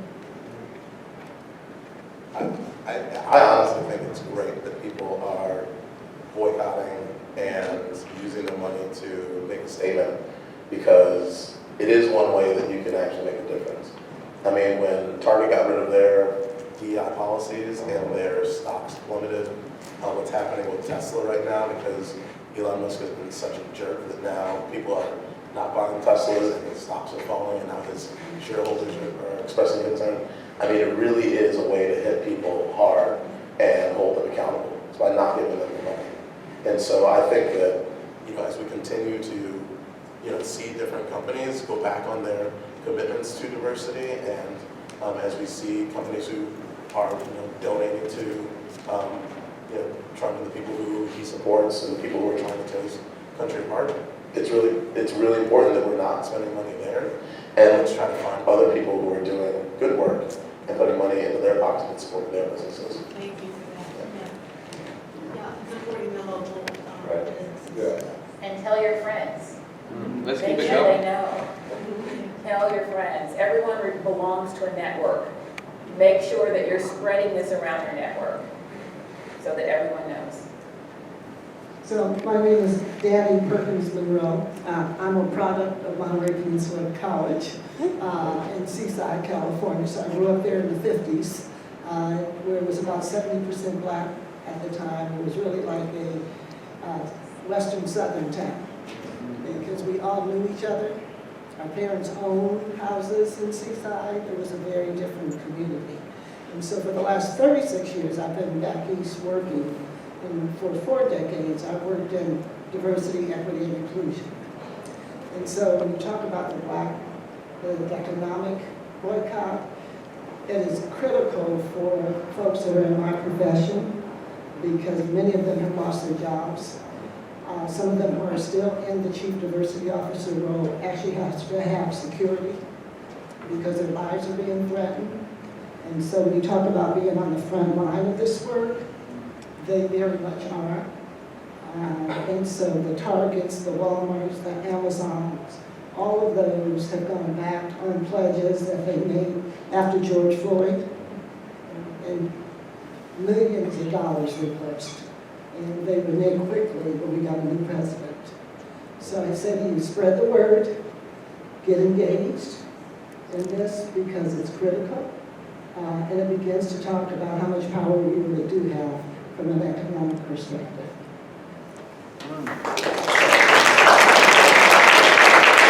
I think what I would say about that too is we put too much pressure on diversity officers. Diversity is everyone. It should not be the sole job of one person to be the diversity police in a space that they should lead everyone. So it disheartens me when you say there's a target on your back because it should not be. I mean, if there's a target on you, then there should be 10 people standing in front of you who are going to take that bullet for you because they know it's not just one person. That's why what some of our challenges are, we rest in putting our faith in 1 or 2 people or they'll do it stuff. Oh, it'll happen over there. We have to step up and have be an army behind you and behind me, behind anyone that's going to put ourselves out there to take a stand. Because even me, here, how many times have I said MPC is going to be a space that's open for everybody regardless of what road got you here, blah, blah, blah, blah, blah, blah, blah, blah. And I had someone, and then, damn, this is being recorded. I had someone say, they said, they were kind of afraid. They said, oh, I don't know, you might get a microphone and go out there and say we have a DEI program. And I said, well, if I do, aren't you going to be behind me? Mm-hmm. Like, shouldn't you be behind me if I said it? You shouldn't be afraid that I go out there and preach what we all believe here. If you believe that you'd be behind me, and it wouldn't be, ooh, I'm afraid you might say that. You might go out there and tell those folks what we're doing. That's literally what I got.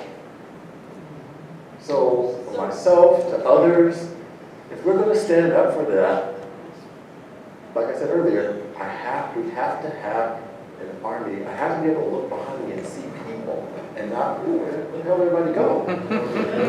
Because then that means that, why would I do it? Why would you do that if you don't have people behind you to support you? It should not be a lonely job. Well, diversity done well. It should not be a lonely job, No, yes. it is not. So when the work is done well, it is actually very impactful and powerful, and actually it is the most complicated role in corporate America. As a CEO, because you are asked to do a lot of different jobs. You work across an organization, not just in one department, and if it's only in human resources, then you're not doing your job. It needs to be Much broader and deeper than that. infused everywhere. Yeah, it It is. should not be even, it shouldn't even be seen. It's just And a the part of sad the part culture. is people don't even know what diversity, equity, and inclusion means. They don't. They say, I don't like that. I don't like that. That means we're, promoting people who aren't qualified. Well, our president's doing a real good job of that. Merit, you got there by merit. merit-based presidency. Yes. Yes. I had an opportunity to be in Atlanta recently. I was there to go to the Jimmy Carter Library, and I headed over to Ebenezer. And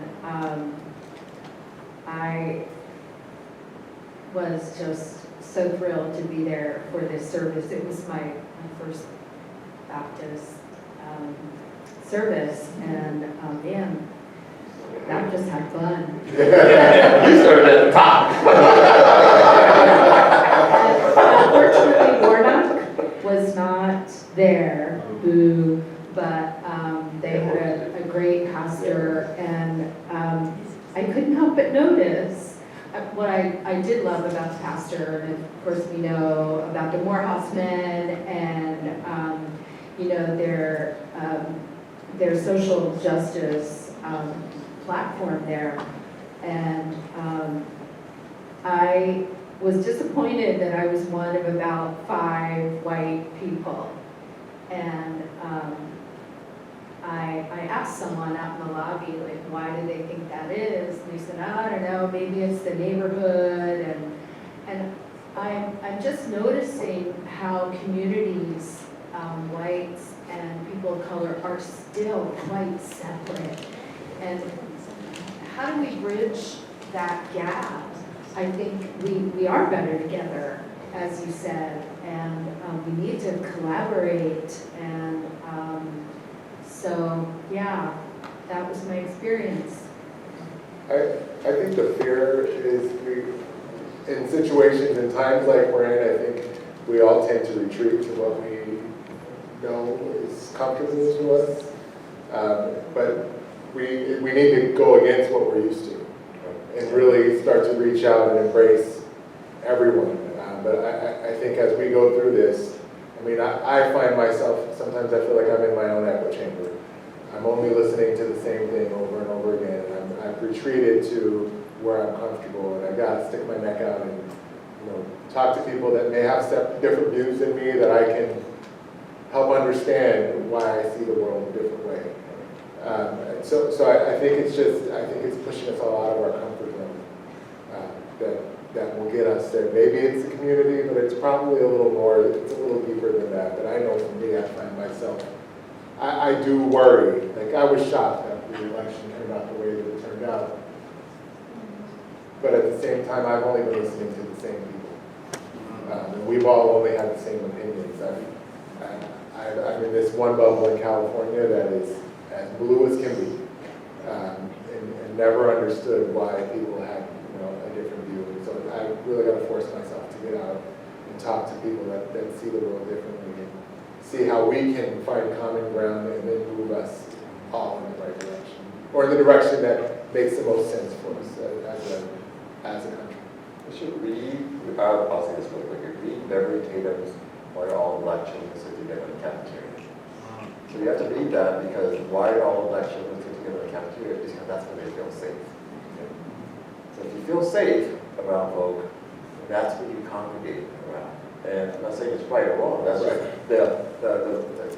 You congregate around what you feel safe. And it goes again, it's not just all elections, why all the like terms together in the cafeteria, why you all congregate. You have to get rid of that fear of the other. It also takes you being brave enough to walk into that space. Thank you for doing that. And keep doing it and take friends. Yeah. Like, just if I could add to, like, we just sat down in the order that Derek called us up. So like, I didn't think about it's kind of, I'm not about to like, Put y'all over there.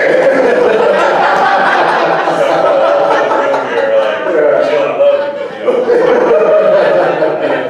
but so just switch the order up. I think I would maybe just add to, one of my favorite quotes of all time is this guy Ivan Illich, who said, "You want to change the world, you have to tell an alternative story." And my buddy Brian said, "No, you actually have to live an alternative story." And I think the fact is, we all have a story that shapes our lives, our decision making. And quite frankly, I think like the MAGA story, it's a very weak story. It's such a weak story. It's so lame. the xenophobia, the selfishness, the supremacy. It is a weak, tepid story. It's so lame. And so we get to recover a much better story. And thank you all for sharing that story. This is a better story. It's so much more fun. Oh my gosh. So as we look to the future, and I think that's part of what I'm excited about, is like just releasing imagination to tell and live a much more compelling story. If I can add one thing too, y'all can hear me. I think to that point of going to the church and not seeing other white people in that church, I think there's also a lot around stigma and breaking down stigma and stereotypes. And there's a lot of ways we can do it. And I think some of it is stepping into spaces that are uncomfortable. When my parents decided to move, because I was born in Milwaukee, my parents moved to Chicago just before I turned 3. And they intentionally moved to a predominantly white neighborhood because they didn't want me growing up around people who looked like me. They wanted me to grow up in a space where I would be uncomfortable and learn how to live with people who don't look like me. And it really had a profound impact on my life because when I walk into spaces like Santa Cruz is like 1.6% African American. So, and we're more visible now than we have been in the past. But for me being there, I felt comfortable moving there because of the fact that there were a lot of things culturally, like skateboarding and some of the music scene, that really drew me in and made me feel comfortable. And people were interested in the outdoors and going hiking, and that was something that, it's not a very black space, but it's somewhere that I felt comfortable because of my upbringing and being in those spaces and feeling like, okay, I can do this too. And so I think that, when there's, for example, when there are Black History Month events, like you all showed up, that's great.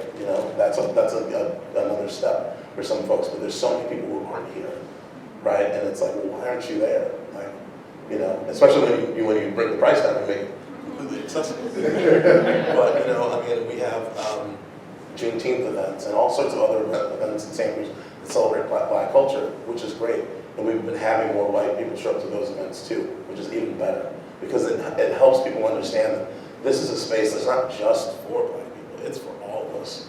It's just that in this instance, we're celebrating our history and we want you to come and learn it. And so I think the more that we can, enter into those spaces, whether they're like pride parades or what have you, like spaces where we feel like, oh, maybe I shouldn't be there. It's like, well, let's just go and see what happens, right? Because I think more often than not, we'll find that there's a lot of love in that room that's going to bring us in versus hate that's going to push us out. Thank you. Okay, I'd like to say a couple of things. I belong to a group. Oops. Yeah. Okay, here we go. So, Jill, you were mentioning you're an old white woman. Well, we've got a whole bunch of old white women here. All of us are old, not all of us are white. We have our Black member, but we belong to a group. Our two Black people.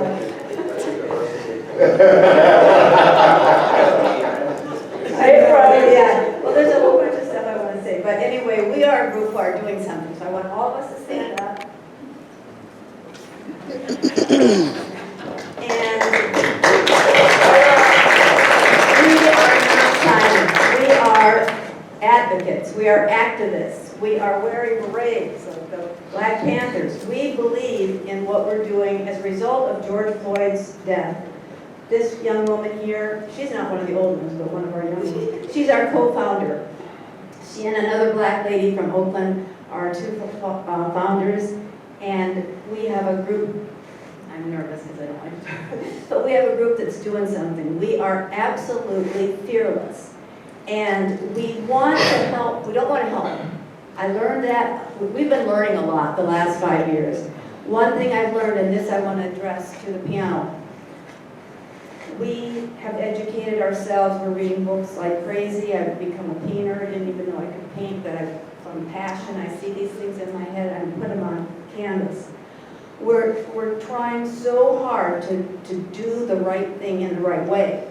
So one of our dilemmas is when we want to have other people join our group, we've invited a lot of Black folks, a lot of Black women, young women. And we've learned that, you know, a lot of them just, because we're honest with them too, we say, talk to us honestly, just, you know, like we're doing tonight. And they say, you know what, we're just tired of you white women trying to help us. We're just tired of it. And it dawned on us that we're not doing something right here. So how do we reach out to black folks? Because we are allies, we are advocates, we want to be there and support you. We don't want to help you. We want to support you. How do we do this?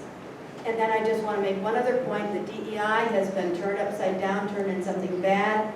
Woke has also done that.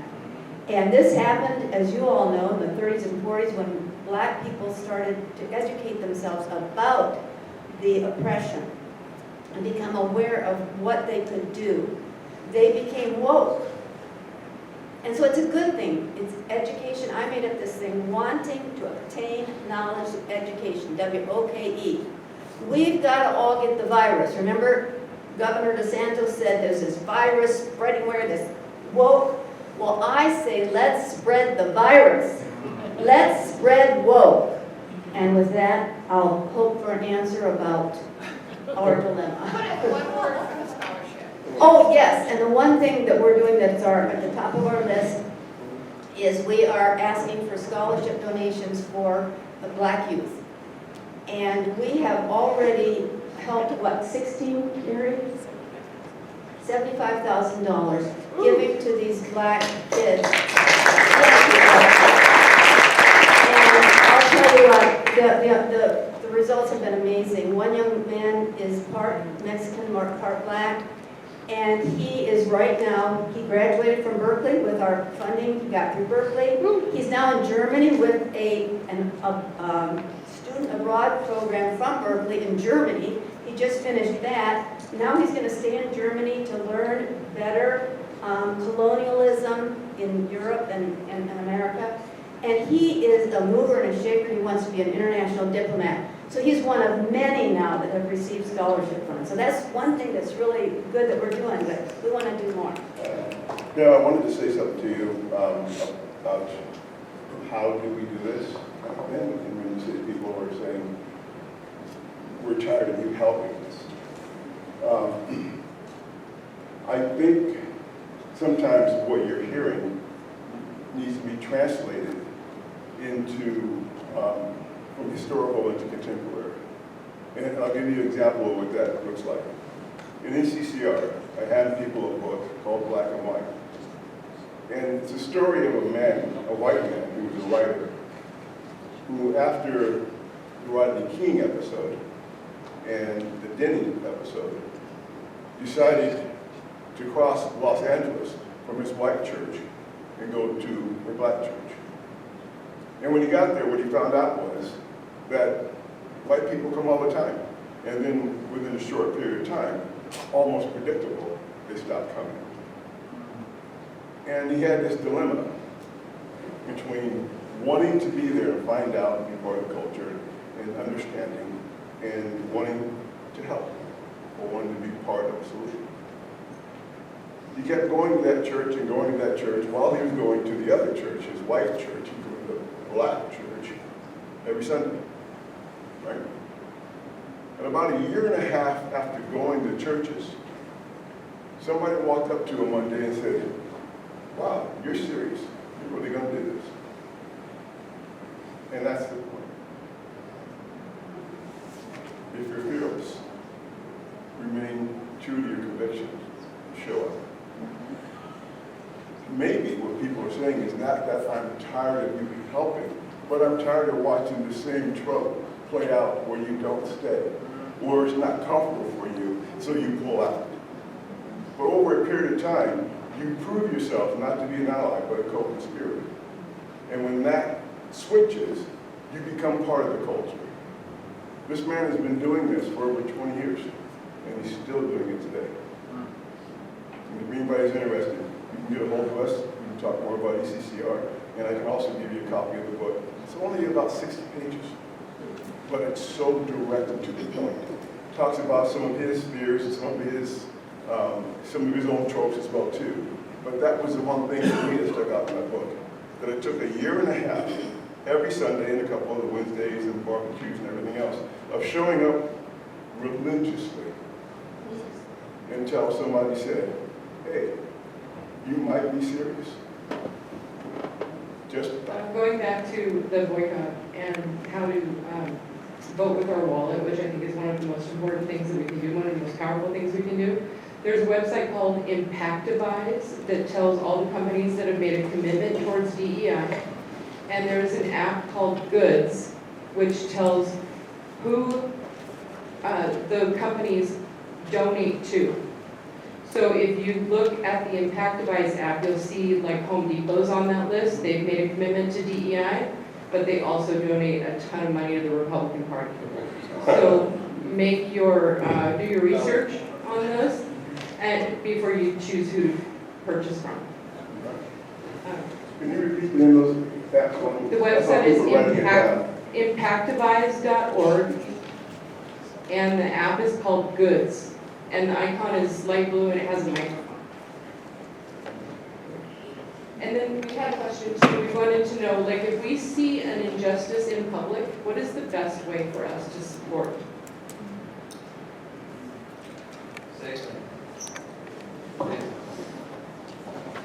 It depends on the injustice. You always want to make sure that you're careful. If someone has a gun or something of that nature, be mindful of that and act appropriately. If you see some other type of injustice, someone saying something that they shouldn't be saying or bullying someone, then use your tongue, speak, step into that space. A lot of cowards like to get people alone and beat them up. But when others step in, they back away. We all know about the schoolyard bully. They're bigger when no one's there to say stop. But the moment someone steps in, they scurry away. And so use your voice and continue to use your phone. Record. Press record immediately. And let them know you're recording. So use what you have at your disposal always. Be mindful of your safety. There's a young man who took the ACCR course, and Jill, you also took the course, you were with us.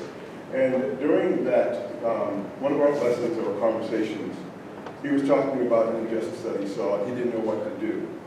He had no idea what to do. He saw it, what do I do? So what he said was, I'm just going to go over there and just stand. I'm just going to stand. He had no idea what else he could do. He didn't know how to speak. He didn't know what would have been appropriate. But he didn't walk away. He just stood and let it be known that this is being witnessed, that it's here. And that's, again, you have to do what's appropriate and what's safe.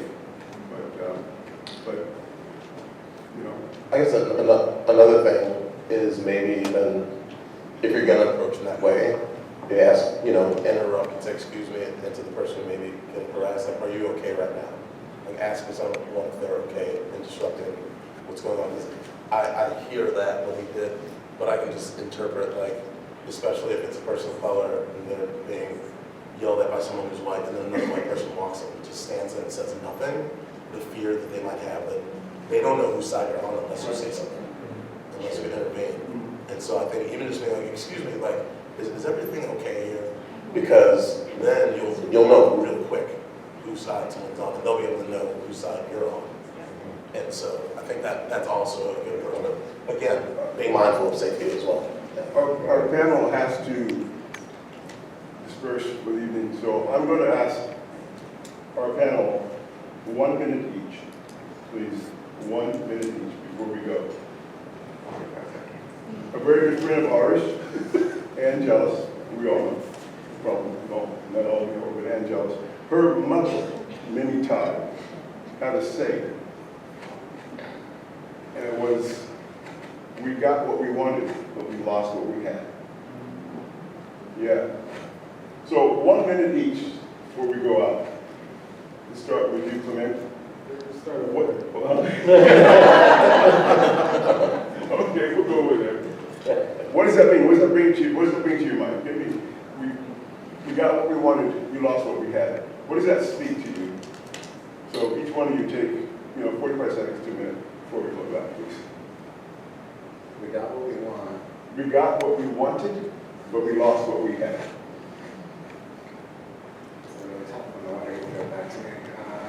I think I think it made you got what you wanted, but it's scary. It's fearful to move forward to get what you want because what you have is very comfortable. And it's comfortable for us as well.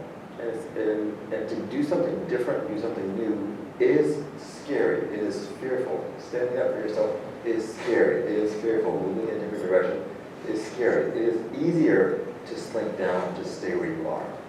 So get out of our comfort zone, and I'll turn it around as well as we have to also have a little bit of compassion for others as well.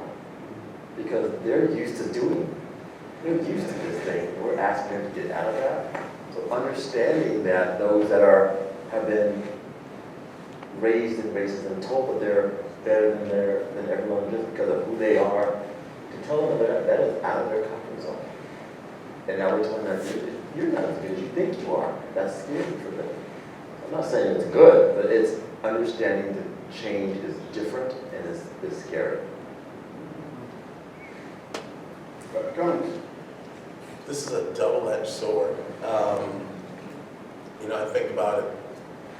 I'm just thinking personally and then kind of more globally, which is I think for a lot of us, and this is kind of building on the point that was just made, which is, we can be comfortable with the day-to-day monotony of you go to work, you go home, you do your job, and you're in your position and you feel good.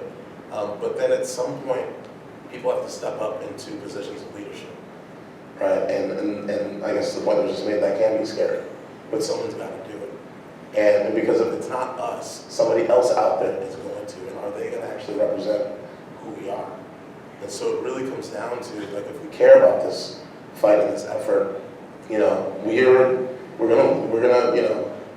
gonna lose what we had, but by losing what we had in our comfort zone, we're moving into a space of leadership where we can actually affect the lives of other people. And I think about that as an elected. I'm sure my colleague over here can say the same. It's my life was much easier. I went to my job, I'd go to jiu-jitsu, I'd go hang out with my friends. I had my Friday nights, just to go hang out. And so it was really easy. And when I decided to run for office, it's are you sure you want to do this? Because it's gonna be challenging. And I said, yeah, I'm gonna do it because I felt like my generation and people like me weren't being represented. And so, I got what I wanted and I lost what I had, but I'm okay with that. And then on the flip side, I think that when we think about the federal level and people who want to change, and they were thinking they were going to get, better, the economy will be better and all these things will be better, when everybody around them was like, this is going to be the worst decision you will make. And it's you got what you wanted, but now you lost what you had. And so now we're in a complete unstable environment where people who thought they were going to get something good out of this are actually the ones that are getting negatively impacted. And so that's why I was saying this is kind of a double-edged sword for some of us.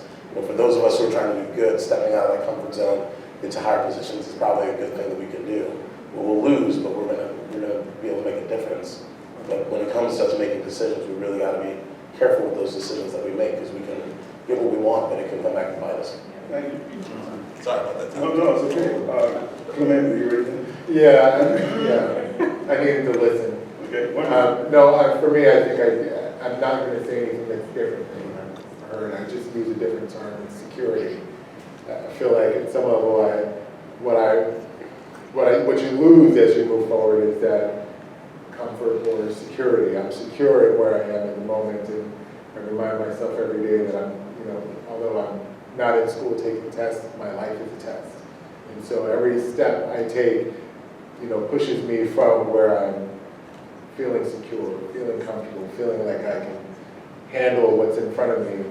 But if I want to do better and do more in life and do more for the people around me, I've got to push my neck out there a little bit and lose that security. Thank you. Lavera. That's a great one. I would say it's the difference between want and need. And sometimes when we go after what we want, especially when we're not informed, there are consequences. And we just saw that. A lot of people who voted for Trump were not informed. They decided to go in that direction, and so we're all dealing with those consequences. What do we do now? We educate and we activate. And we make sure that this doesn't happen again, that we are bringing people to the space so that they understand what's at stake, that it's not just for people of color, it's for everyone that calls this country home. And I'm going to bookend this with scripture, so I'm going to pull from that space. I'm going to think about Timothy. And in Timothy, we are told, we do not have a spirit of fear, but of power, love, and a sound mind. And as long as we remember that, there is no man or group of men who can ever stop us. And then the other thing I'm going to put out there is Romans 12:12. And that is to be joyful in hope. We're in a dark space right now. We'll get out of it. Patient in affliction. We are refined in the fire. We get better as we go through tests. Always. And faithful in prayer. Making sure that at the end of it all, we are praying to someone who is stronger and higher than mere man. If we do that, and we make sure that we are mindful in how we do that, we will get to the other side. And as you go through the fire, you always come out stronger. We too will come out stronger as we emerge from the fire.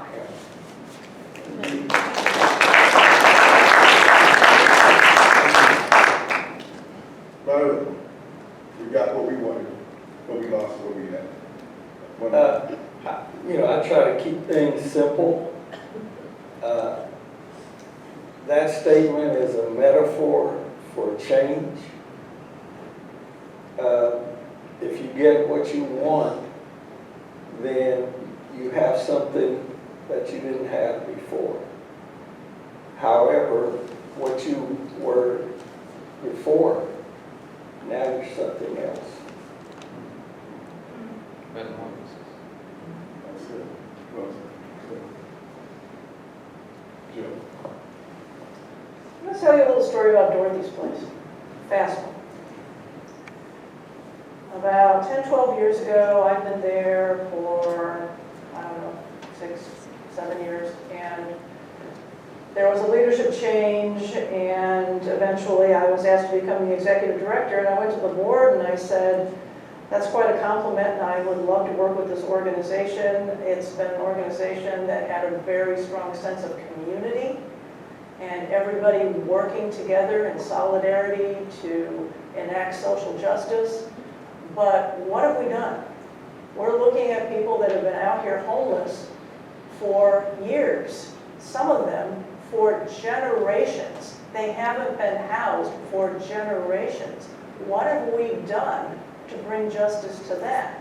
And they said, well, okay, got your point here. What do you want to do?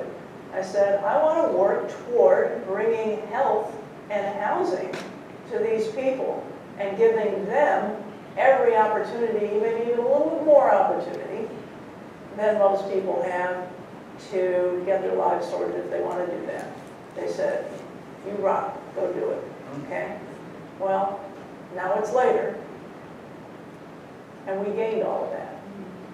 What we lost was that sense of community, because all of those people that used to be in our community said, well, that's a little bit more than I can handle, I'm moving on, okay? Well, to Byron's point, they're coming back, not them, but other people are now coming. So we just interviewed for 3 new positions, and I asked each one of them, why are you here? Why did you want, you're in a hellhole here. In Chinatown, in Salinas, it's literally a hellhole.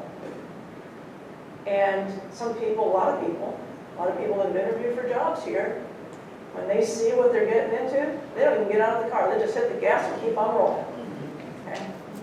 Why are you here? Well, because you guys are rocking it. This is exactly where I want to be.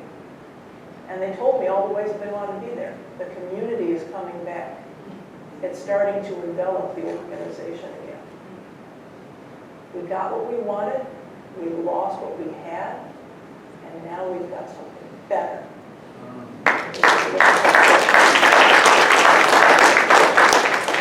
Thank you for that, Joe. And for our last speaker, he spoke first. Oh. Yeah. White guy can't have the last word, dude. Please. In keeping with my role with the religious, I think in some way, I think of the white church specifically in the U.S.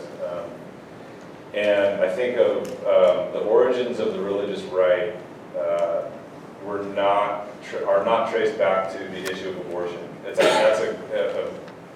myth. The origins of the religious right really trace back to white flight from public schools in response to desegregation.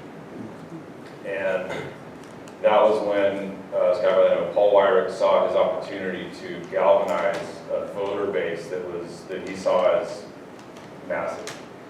And from then, developed this voter base that we know as like the religious right, the moral majority, all those lovely terms, Christian nationalism, and in short, getting back to Constantine, what happened is the white church in the U.S. got what they wanted. They got power. They got sort of authority over people in a way that I think is antithetical to the heart of Jesus. And in so doing, in getting that, what they lost was any credibility, any shred of opportunity to bear witness to an authority that is the perfect embodiment of love. And so, yeah, the white church got what it's wanted, and it lost, if it ever had, the opportunity to bear witness to that reality. It certainly has lost that opportunity at this point.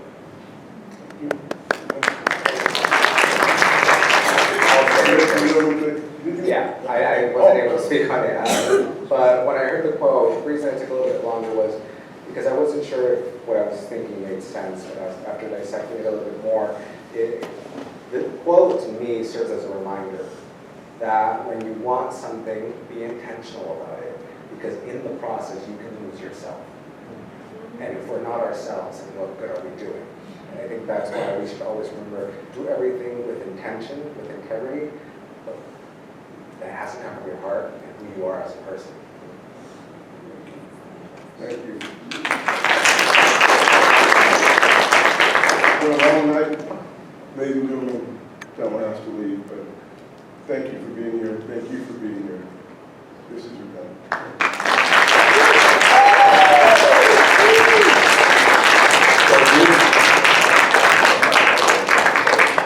One last thing before we all go. Just wanted to make one last call out, pleasant reminder for everybody that came.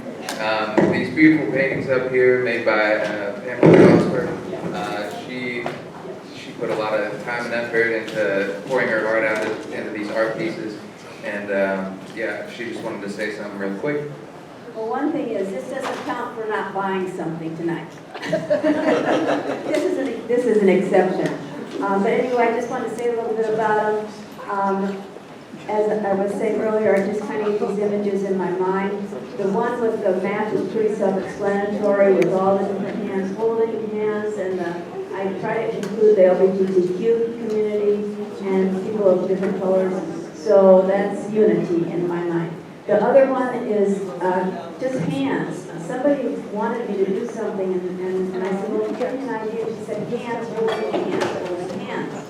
And I thought, okay, I'll try that. And all I could think were people holding hands, as they do around the world and everything. But I decided something different. I wanted hands that were reaching. It was hard. They're elongated arms. They're weird. The hands are all different colors, all different ages. I look at my gnarly hands right there. Because when we hold hands, that's how things are going to change. We are going to be auctioning these off.